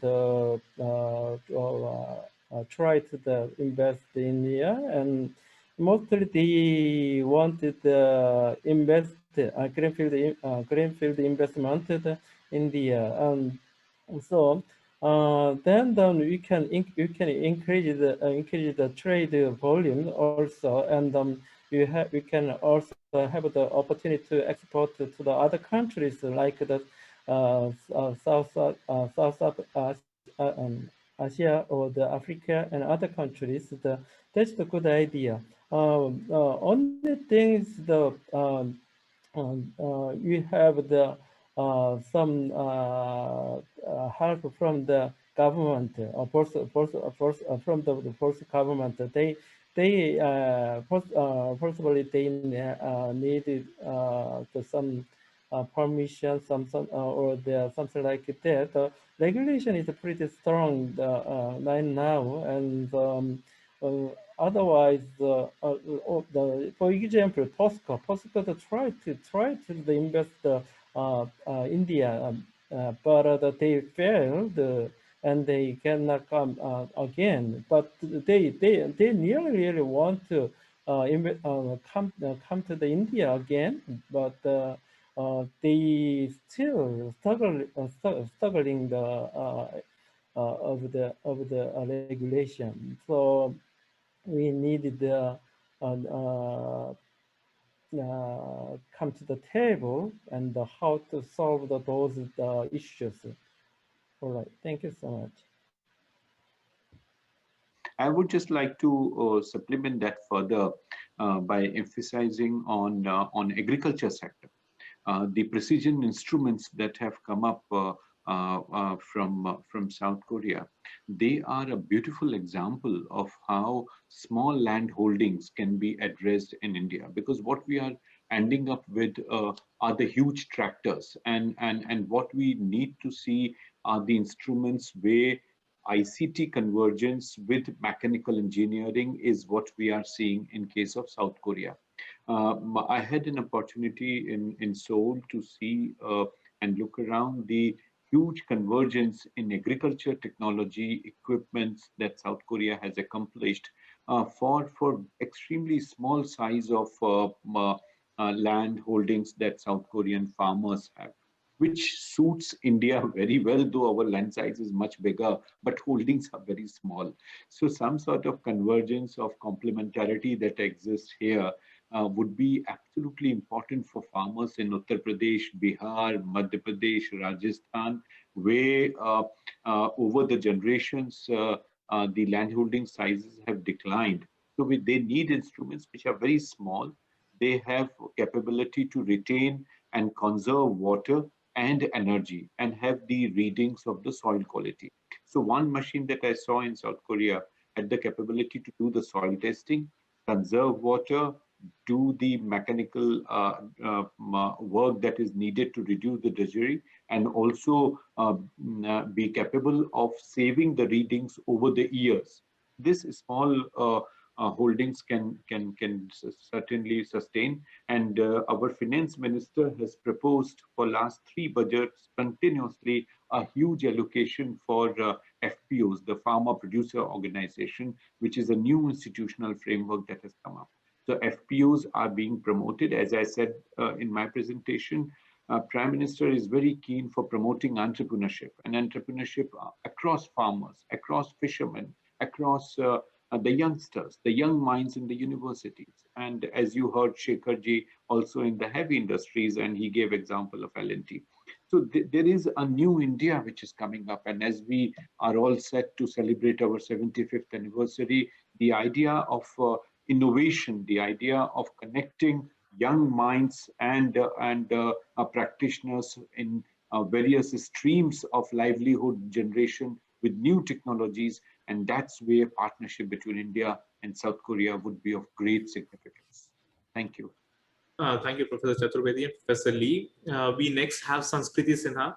Could you please briefly ask your question and who is it directed to?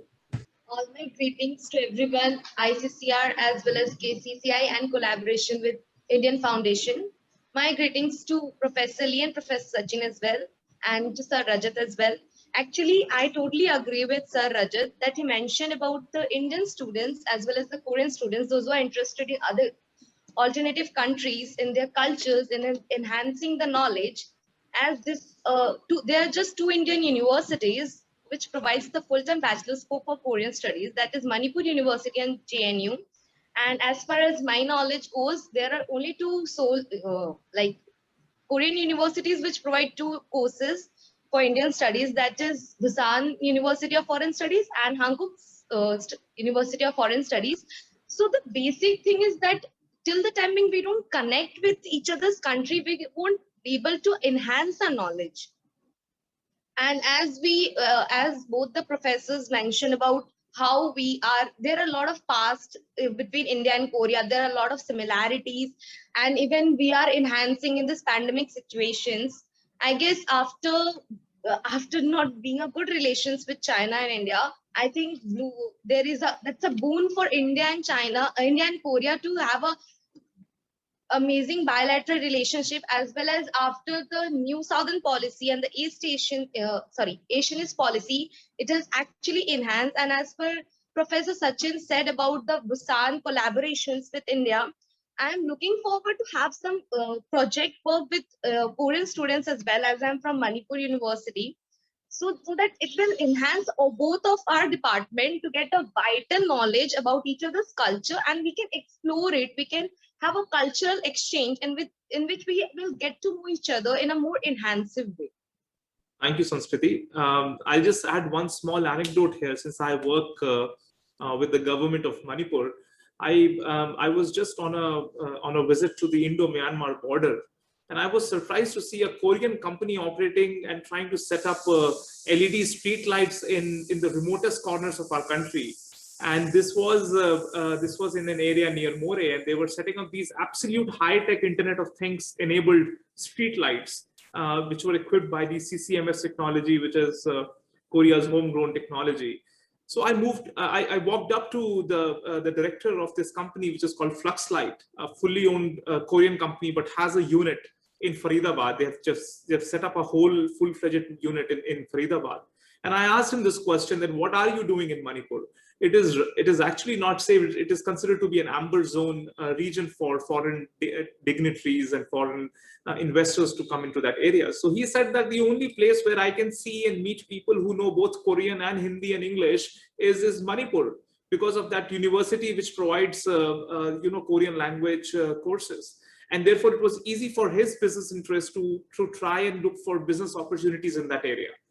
Therefore, a lot of convergence happens when languages and people who are accustomed to both the cultures of both the countries tend to come together. That is the fertile breeding ground for more economic relationship. Therefore, I agree with what Sanskriti is saying, and there is a clear need to have much more level of integration, and this is where both the embassies will have to, charter the future roadmap to make this happen. And it's only then when you will see more and more entrepreneurs invested into the ecosystems of each other's countries, would they be interested in pushing these new realms of opportunity, be it the digital side or the heavy industry side.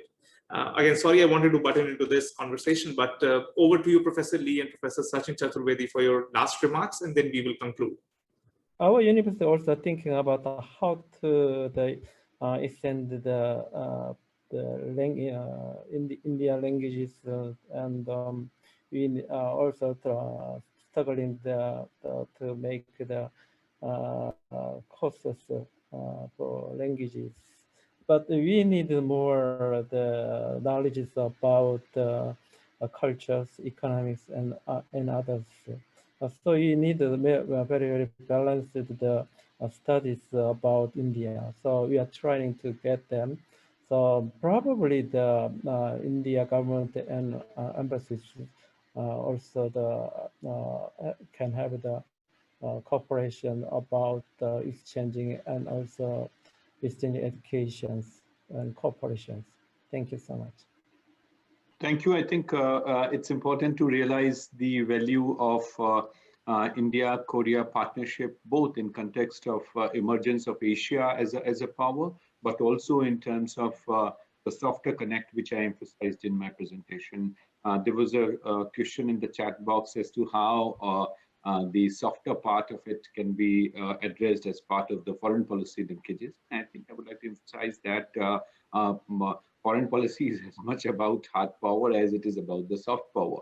And that, I think, comes in naturally to South Korea and India, the two democracies in the region, which have relied on democratic means to go forward and have tried to see how entrepreneurship, the liberal order that we all believe in, and also the traditional religious connect. We heard of Buddhism and its huge and ancient connect. I think these are the strengths which we can combine with the huge economic power and the might that has come in. And India's efforts in this direction are absolutely important. Economic diplomacy is the way forward. We need to converge dimensions of our traditional connect to leverage our way forward on the path for economic diplomacy. Thank you. Thank you, Professor Sachin Chaturvedi and Professor Lee, for some wonderful, insightful discussions that we've had on this vital topic of economic diplomacy. I think it's a twin fork approach that the Indo-Korean relations need to look at. One is, of course, working and building upon the cultural and the civilizational connects that we have, which was discussed in the previous forum. And the second part of the fork is certainly centered around the economic diplomacy element. Both the countries have to grow, have to further integrate themselves economically, and have to ensure that there is a prosperous future for both the nations. And therefore, economic diplomacy becomes a very important element of it. There were various interesting new ideas that have come up, and I think it requires more amount of research. And think tanks like India Foundation and RIS should work more on developing ideas around the digital sector, which is centered around the digital New Deal, and blue economy, the agri exports that you've been discussing about, and also heavy industries led approach to mutual trade. So all of these were fantastic points wherein our audience would be interested to deep dive. Thanks again. Over to you, Dr. Sonu Trivedi. Thank you, Rajat Sethi ji, for moderating the session so well, and many thanks to Professor Chaturvedi and Professor Sunchun Lee also for sharing your insights. In fact, let me just comment here briefly. As Professor Chaturvedi had raised how popular is the Indian culture here as compared to K-wave in India. So just commenting briefly on that, we see huge popularity for Bollywood films and especially Bollywood dance. So taking that into consideration, we at the Cultural Center, we are also organizing classes for Bollywood dance, and we see young Korean students joining, and we have some of the groups like Saraswati Group, Shandar Group from Hanguk University of Foreign Studies joining our classes and taking these online classes with us. We also see a large number of YouTubers who are great fans of Bollywood, and they are making YouTube videos on India, on Bollywood. And along with that, we also see yoga is really popular, and many Koreans have adopted yoga as a profession, and we see a large number of yoga studios coming up. And along with that, so far as Hindi language is concerned, we don't see so much popularity about Hindi as compared to Korean, which is so popular in India. But still, we have seen that in last couple of years, the Korean government has identified Hindi as a critical foreign language, and Hanguk University of Foreign Studies as well as Busan University of Foreign Studies, they are working a lot for promotion of the language, and we see professors are involved in developing MOOCs in Hindi. And last year, it was for the first time that these universities, they were able to have a proficiency test for Hindi. So we see nowhere in the world, and not even India has been able to conduct this proficiency test in Hindi. But these Korean universities, they were the pioneers in organizing this, and they have also come up with question banks in Korean for this proficiency test. So these are some of the initiatives that we see these universities taking up, and I'm sure the issues and suggestions that have come up, we will take it forward, and we see more future areas of cooperation coming up. So we move right away to the next session. And may I now call upon Sri Chandra Vadvaji, who is member board of trustees at India Foundation, to preside over the session. This session is focused on political diplomacy in the post-COVID era. And we have two very eminent speakers. From India, we have Ambassador Preeti Saran joining us here live. She's member of the UN's Committee on Economic, Social and Cultural Rights. From Korea, we have Dr. Yeonjong Choi, who is the director of Center for ASEAN and Indian Studies at the Sejong Institute. Over to you, Chandra Vadvaji. Thank you very much. It's really quite interesting that after this COVID, post-COVID era, there is going to be a change in the world order. And speaking at the Raisina dialogue earlier this year, the Prime Minister had said, COVID-19 pandemic has presented us an opportunity to reshape the world order. To reorient our thinking, we must create a system that addresses the problems of today and challenges of tomorrow. And we must think of the entire humanity and not merely of those who are on our side of the borders. On such kind of principles defined, it means India has called for a multilateralism and human-centric globalization. It is based on fairness, equity, and humanity. Based on this principle, India has taken a lot of major initiatives in the area of another source of supply chain for the world, which of course has started, and creating clean energy, etc. There are a lot of other areas also there. With the prestige that Republic of Korea has gained because of its adept handling of COVID, a strong economic recovery, and the burgeoning popularity of music and films. That is a cultural diplomacy, which is a part of the public diplomacy. South Korea is well positioned to thrive.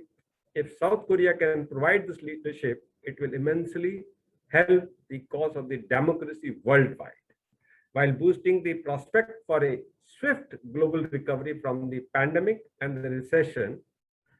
So today, China is challenging the supremacy of USA, and but nations like Korea and India will play a key role in the post-COVID era.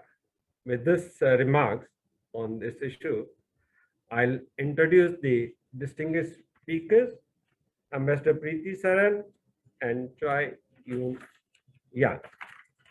Ambassador Preeti Saran, in her distinguished career with the Indian Foreign Service, spread over 36 years, and she has served in various capacities in India as well as in Indian missions in Asia, Africa, Europe, and the Americas.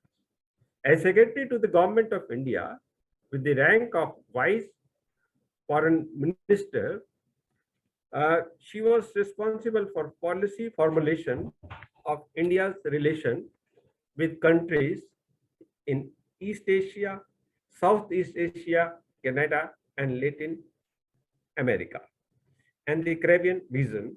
Ambassador Saran has dealt with the entire range of issues pertaining to the Committee on Economic, Social, and Cultural Rights during her long diplomatic career.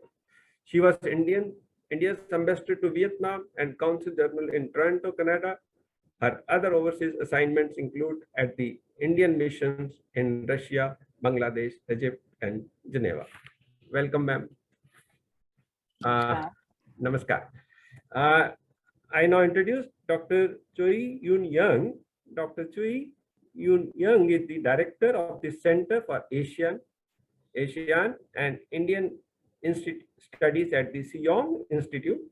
Dr. Choi is currently serving as a member of the advisory group for the professional committees on the New Southern Policy, as well as an advisory committee member of ROK, South Asia Parliamentary Diplomacy Forum. Her area of research is focused on India-ROK bilateral ties and also ROK ASEAN partnership, and written extensively on it. Please. Namaskar, Chandravadwaji, and good afternoon to all the participants. It's really been a pleasure listening to the previous speakers, and I'm very happy to be part of this symposium, especially at a time when we are about to celebrate landmark year in our Independence Day. I've been asked to speak on political diplomacy in a post-COVID era, perspectives from India and Korea. So of course, I would like to speak about the Indian perspective. And I would say that, you know, the COVID-19 changed our world in so many ways. Even as we take stock of the havoc wreaked by this pandemic, one of the first lessons learned is that in a globalized, interconnected world, just a simple act of sharing timely information could have saved the world from this global disaster. It would have certainly mitigated the pain and tragedy inflicted upon us all. And who would understand this better than Korea, one of the first victims of the virus after it originated in China? I'm certain open societies such as India and Korea, with a robust information system and a free social, electronic, and print media, would have rung early alarm bells, warned us better, and prevented the scale of devastation. The immediate aftermath of the pandemic resulted in the biggest economies looking inward, fending for themselves, walking out of international commitments, overturning their own dictum of globalization, which they had preached to the rest of the world. In Asia, we saw the emergence of an aggressive China, both in rhetoric and in deed, taking advantage of countries' vulnerabilities during the pandemic. And who would know this better than India, when suddenly we found ourselves last year confronted with a belligerent China that unilaterally altered the status quo on our border in Ladakh in violation of our bilateral agreements and understandings, disrupting peace and tranquility, and resulting in casualties for the first time in decades.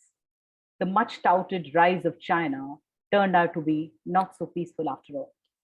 The COVID pandemic thus highlighted the weaknesses and inadequacies in the existing international system. It could neither contain the pandemic-induced global crisis nor diffuse the destabilizing impulses of certain countries, particularly in our region. We can expect much of the same behavior as we deal with this going forward. The COVID-19 pandemic also generated severe economic stresses that will have a long-term impact on geopolitical situation. It disrupted our supply chains, negatively impacted manufacturing, made international trade unpredictable, and ruined many services sectors. Globalized production networks continue to remain vulnerable and fragile.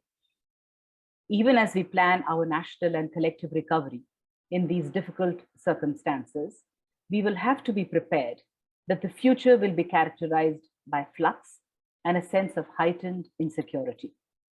China's growing power and influence will continue to generate deep anxieties.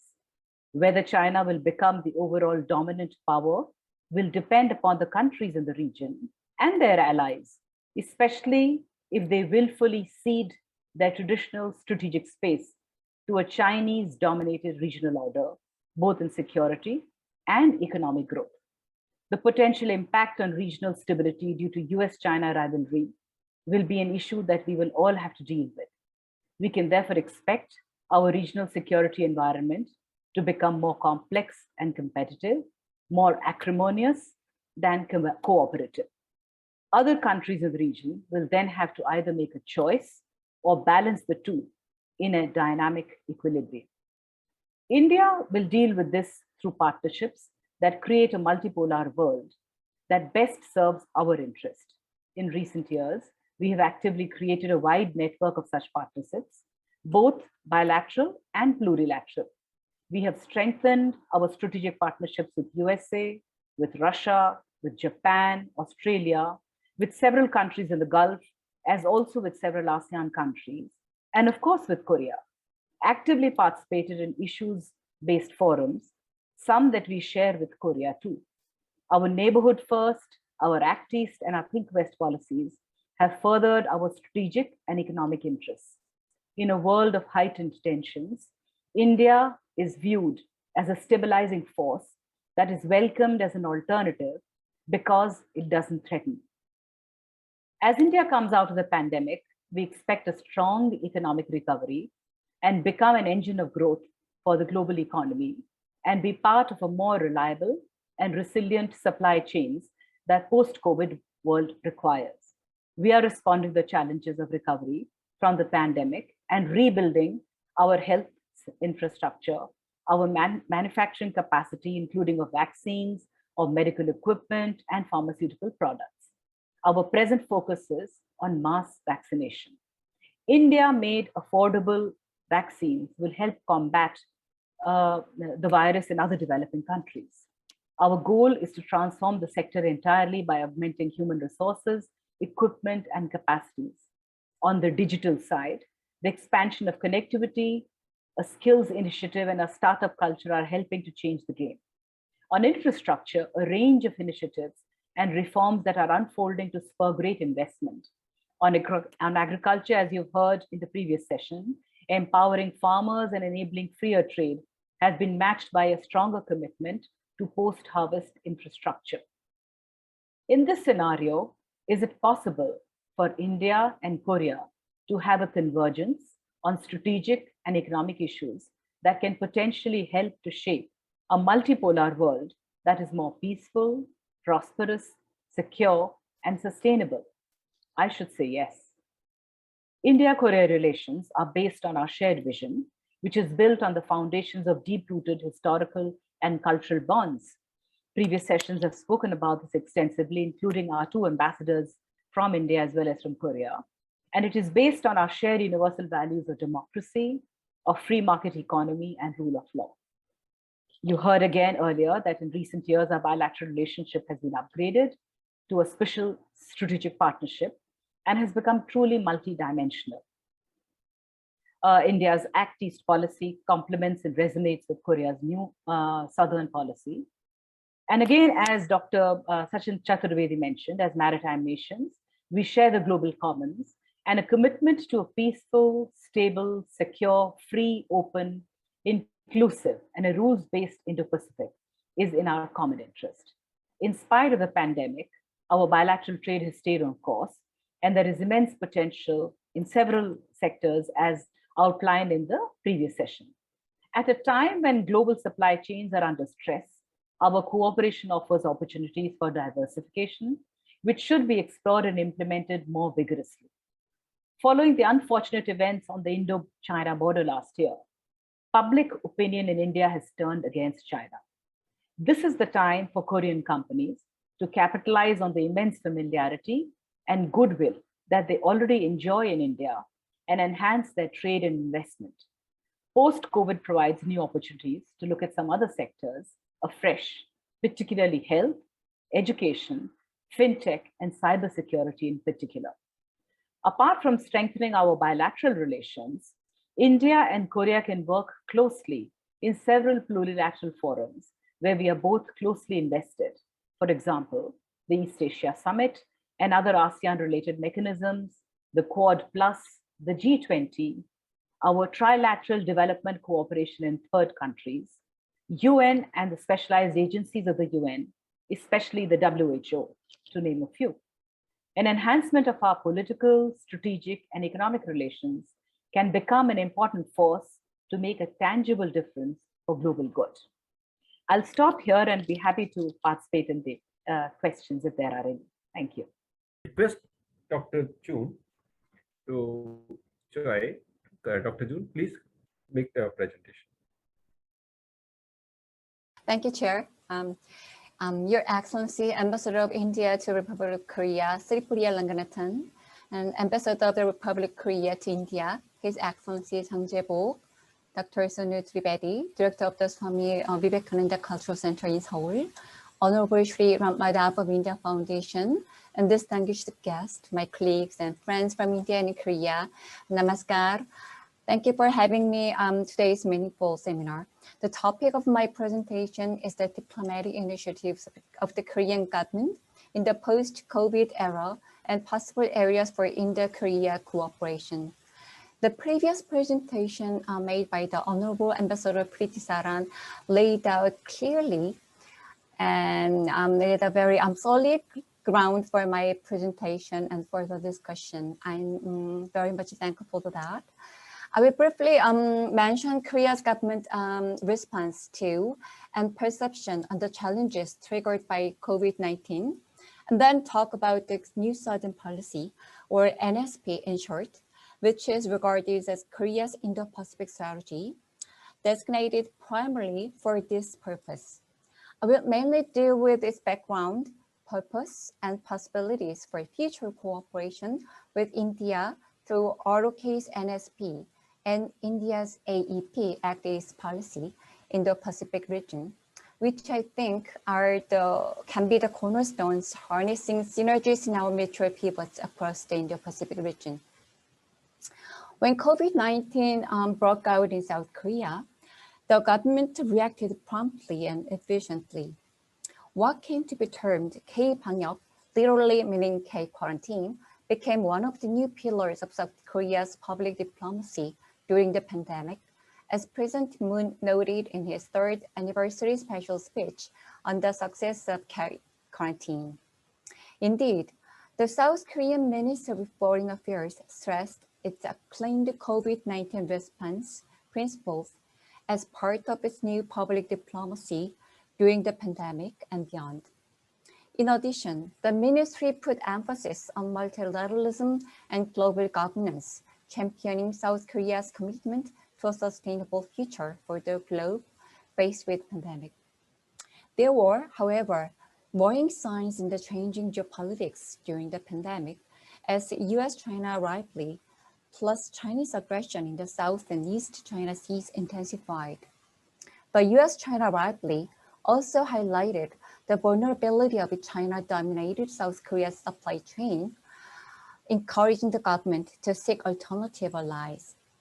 Against the backdrop of newfound confidence in COVID-19 quarantine and the need to avoid the US-China rivalry, President Moon announced the upgraded version of the New Southern Policy, rebranded as New Southern Plus in November last year, to better reflect the changing needs of the Korea and partner countries, India being the center on this initiative. In this context, I would like to introduce the New Southern Policy that Korea is pushing to cope with new challenges in the region. I will focus on the New Southern Policy's aspect as an Indo-Pacific regional strategy. And I think India is a key country in the regional strategy. So it will be very fruitful and substantial foothold to design our possible areas for mutual cooperation. South Korea's New Southern Policy was first launched in November 2017. The policy aims to diversify foreign relations in the southern part of Korea, namely India and ASEAN countries, being the center of its policy. Proclaiming a vision of a people-centered community of peace and prosperity, the policy has three main pillars and goals under each pillar. First, for the people community, it promotes cultural exchanges and supports human resource capacity building. Second, for prosperity community, it pursues to expand mutually beneficial, future-oriented economic cooperation. And third, for peace community, it strives to construct a peaceful and safe environment in the region. In practical terms, New Southern Policy was designed to promote prosperity within Korea's broader regional strategic framework of Northeast Asia Plus community of responsibility. Therefore, by origin, New Southern Policy is a strategy to focus on core prosperity in Korea and the target countries. However, around this time, South Korea encountered the concept of Indo-Pacific. President Trump visited Seoul in November 2017 and mentioned the US FOIP. After then, the US has been demanding South Korea join its regional initiatives.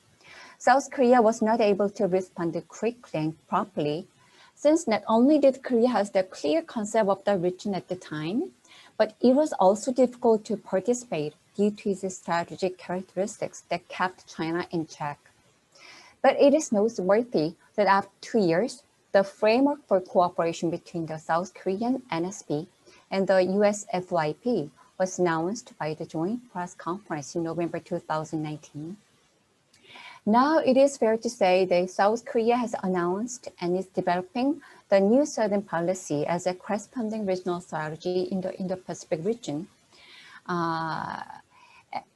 Those strategies have in common with the Act-East policy of India, the target region, as well as the policy goals.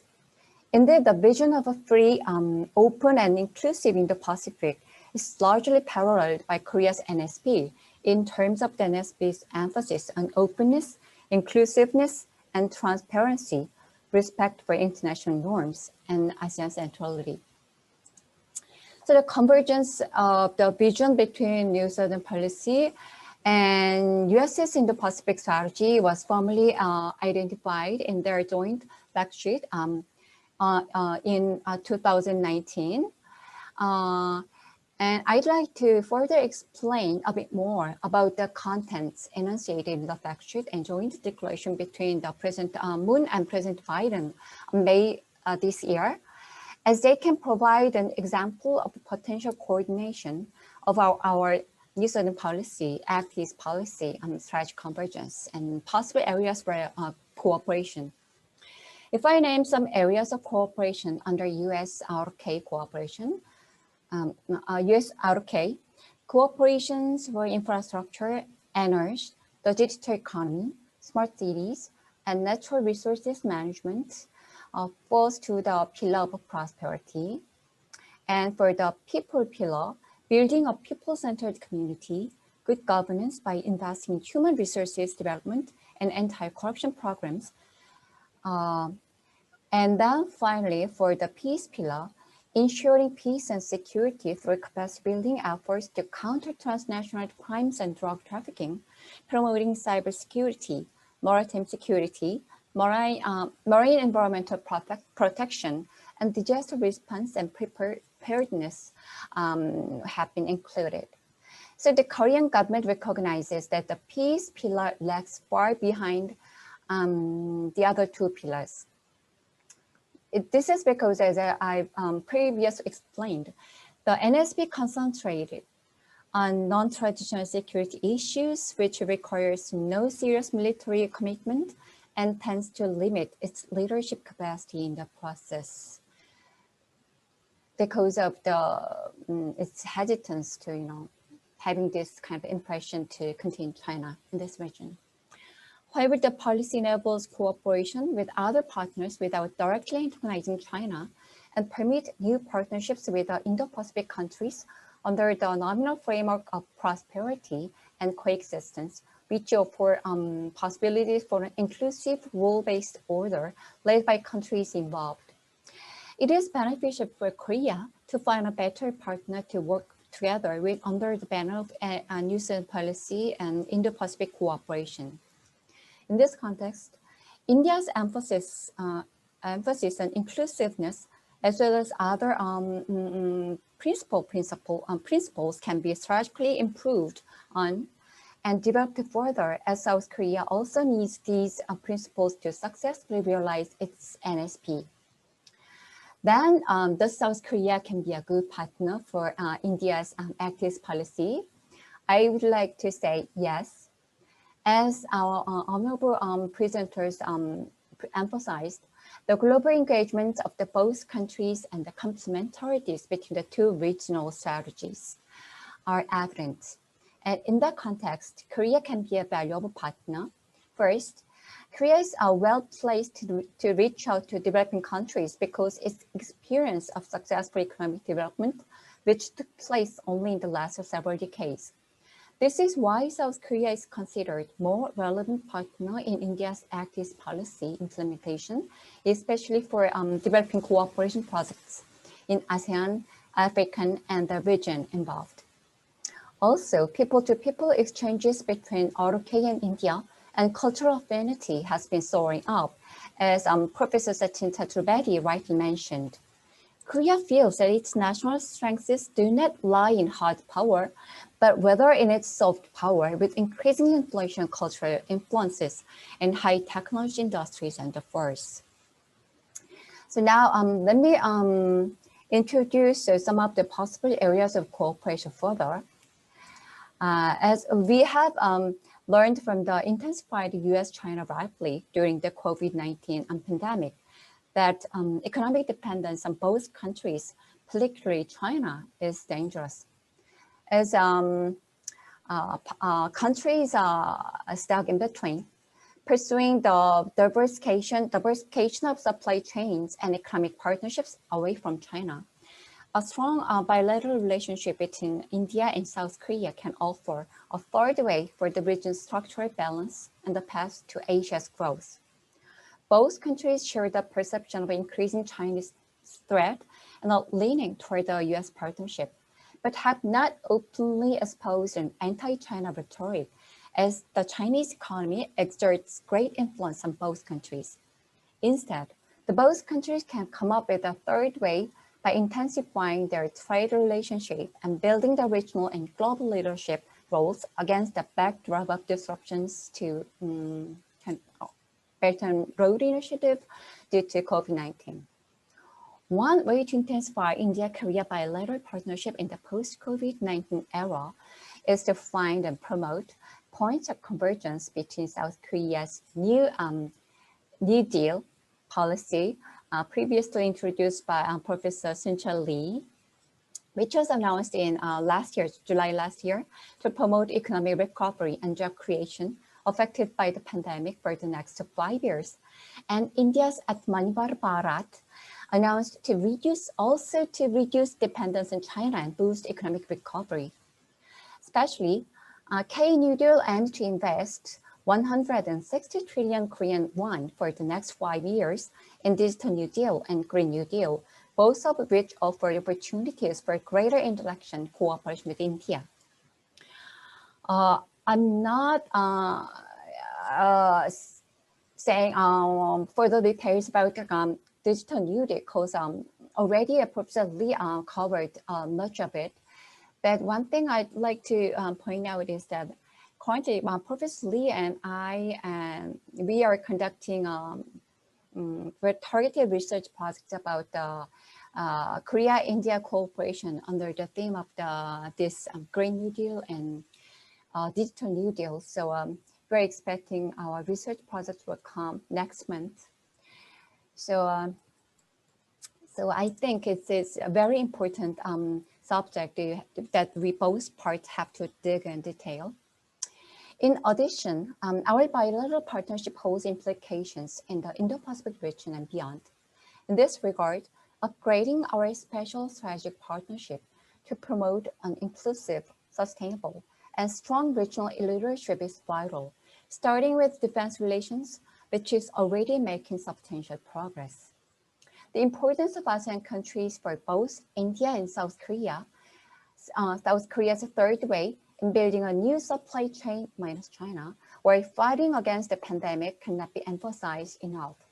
As the two countries provided COVID-19 measures in the ASEAN countries and even provided vaccines in India's case, we can take our joint effort one step further and build an integrated value chain that can provide vaccines to ASEAN countries, exploring the overlap between NSP Plus with its emphasis on COVID-19 recovery and India's COVID Globe Conclave, as well as its active policy. Other avenues for intensifying India-ROK bilateral exchange and partnership in the post-COVID-19 world are available through the ASEAN framework, such as ASEAN Connectivity Coordinating Committee, ASEAN's Customs Transit System, and the push for reviving SEPA, which is stagnant since 2010, should come first for the economic recovery of both countries. Including the Northeast India in South Korea's India-Pacific strategy could be a crucial development as the region acts as a threshold for AEP's active policy success. The fact that Japan, India's strategic, economic, and security partner, showing the Indo-Pacific framework and the Quad membership together, is already actively engaged with the Northeast India, should caution South Korean policymakers to seriously consider the Indian narrative in terms of the Indo-Pacific. Finally, as our previous presenters emphasized, people-to-people ties between the two countries should be solidified. Areas for cooperation will include agricultural projects, cultural heritage restoration programs, travel and tourism, and digital linkages, of course. I hope today's event will continue and serve as a valuable bridge between the two countries. With that, I will wrap up my presentation here. Thank you very much. Thank you, Dr. Choi. Both the speakers have well covered, and they have given that both the countries are having deep-rooted culture, and both the countries have the democracy, both believe in the multilateralism. India and both believe in rule-based international order. And further, India and Republic of Korea can have the strategic partnership. There is one question, Dr. Choi, I have in my mind. The way India is becoming a part of the Quad, good relation with the Japan, Japan is also part of that. How you will keep the balance in the relationship, because you don't have that relationship. And second, the way China is showing this supremacy, and you have the very strategic partnership with the USA and the economic relation with the China, how you will keep the balance in this order, change scenario? Oh, thank you, Chair. That is a very, very relevant and very important question. So thank you for asking me. Yes, we welcome India's participation in this Quad initiative. Why? Because we think by participating in the Quad initiative, India can broaden its areas of cooperation further. Traditionally, it was mainly focusing on the kind of defense and the defense exercises together, and also focusing the containing China and these kind of very traditional hard power line emphasis was put on this initiative. But now, by having India as an active participant, a member country in the Quad, we can expect Quad has more broader areas for cooperation. Maybe there can be room for Korea to participate in if Quad can evolve further, like kind of Quad Plus or something in the future. So we think the India's participating in Quad partnership, Quad initiative is very positive for the Korean perspective. And balancing between China and India is very, very difficult point. Related to this point, you may understand that it was very hard to Korea to, publicly announce its Indo-Pacific strategy or so. So it took almost 2 years for Korea to come up with its version of Indo-Pacific strategy, which is New Southern Policy. And fortunately for Korea, it has kind of acknowledged by the United States that, oh, this is Korea's Indo-Pacific strategy. And fortunately, in this vision and in any context of the New Southern Policy, it does not exclude China. And in this context, Korea thinks the partnership between Korea's NSP and India's active policy is very important because both strategies do not exclude China. In India's case, India emphasizes the inclusiveness of its regional strategy, which is very helpful to Korea to, cooperate with India and have proclaim its regional strategy. So we do not want to exclude China because, as you well know, our exports, the quarter of our Korea's export goes to China, and Korea heavily dependent on the trade and investment in China, and also thinking of the relationship between China and North Korea. China is our neighbor country, and China is very important to Korea. So Korea wants to balance between US and China, and India can be a very good partner, valuable partner in Korea's endeavor to this, maintaining this balance between the two countries. Okay. Thank you very much. And with this, we'll close this session. And thanks to all the participants for. Dr. Trivedi, would you like to give vote of thanks? For concluding remarks, may I now invite Dr. Shrishti Pukram, the Senior Research Fellow at India Foundation, to summarize and discuss about the future agenda. Thank you, Sonu ma'am. It has been a wonderful day today. We have had some amazing sessions since morning. So just to highlight a few key points of today's international symposium, which we had, it has highlighted a lot of commonalities between India and the Republic of Korea, as we saw it in the inaugural session itself, with our keynote speaker highlighting on how we as democracies can be successful and vibrant. And now we need to focus is on people-to-people relations, much looking beyond our strategic and security ties, but also that we have a shared cultural ethos and many things in common, the ancient origins that we need to trace back. And coming back to both our ambassador in Seoul and also Korean ambassador here in New Delhi, we have seen that there is a lot of focus on public diplomacy, on the shared vision for peace and prosperity, and it's about engaging, like the ambassador has highlighted. It's about engaging, creating awareness, And that's how we can discover the old connections. It has been a fantastic 3 working sessions to, kind of highlight a little more about it. We had the historical and cultural session, which was indeed very fascinating. And to learn about we were not just discussing about what the historical and the cultural ties were, but what can we take it forward from there. One very, one proposal which kind of, had me thinking over it was of the making of the walking sites. That is a very interesting proposal. And if that can be taken up together from both India and South Korea, it will be an amazing initiative.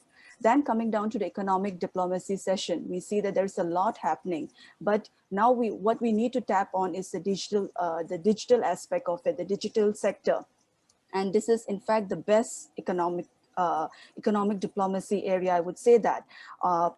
Professor Chaturvedi has finally highlighted 7 points of global governance, capacity building, development cooperation, trade and investment, development narrative, which we all need to ponder upon, and how we can promote global goods and contribute to global peace and security. Lastly, on this session about political diplomacy, this session has in fact caught a lot of my attention. The neighborhood first, and where we converge together in the Act East policy with the new Southern policy of South Korea.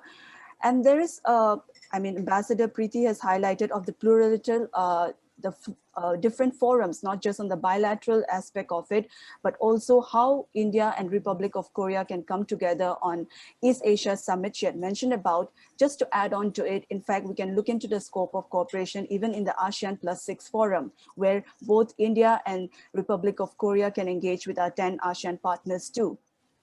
Then the 3 Ps, which Professor Yu Jung has highlighted, it is indeed what we need to look upon, the 3 Ps, I would say, that is people-centered community, prosperity community, and peace community, which she has very distinctively explained to us during her presentation, and we need to take forward this. So this has been quite an interesting day today. And talking about public diplomacy, now people tend to keep it in the lens of just cultural diplomacy and soft power, but what we need to look beyond is public diplomacy can also bring in both the hard and the soft aspects of foreign policy, both from India as well as Republic of Korea.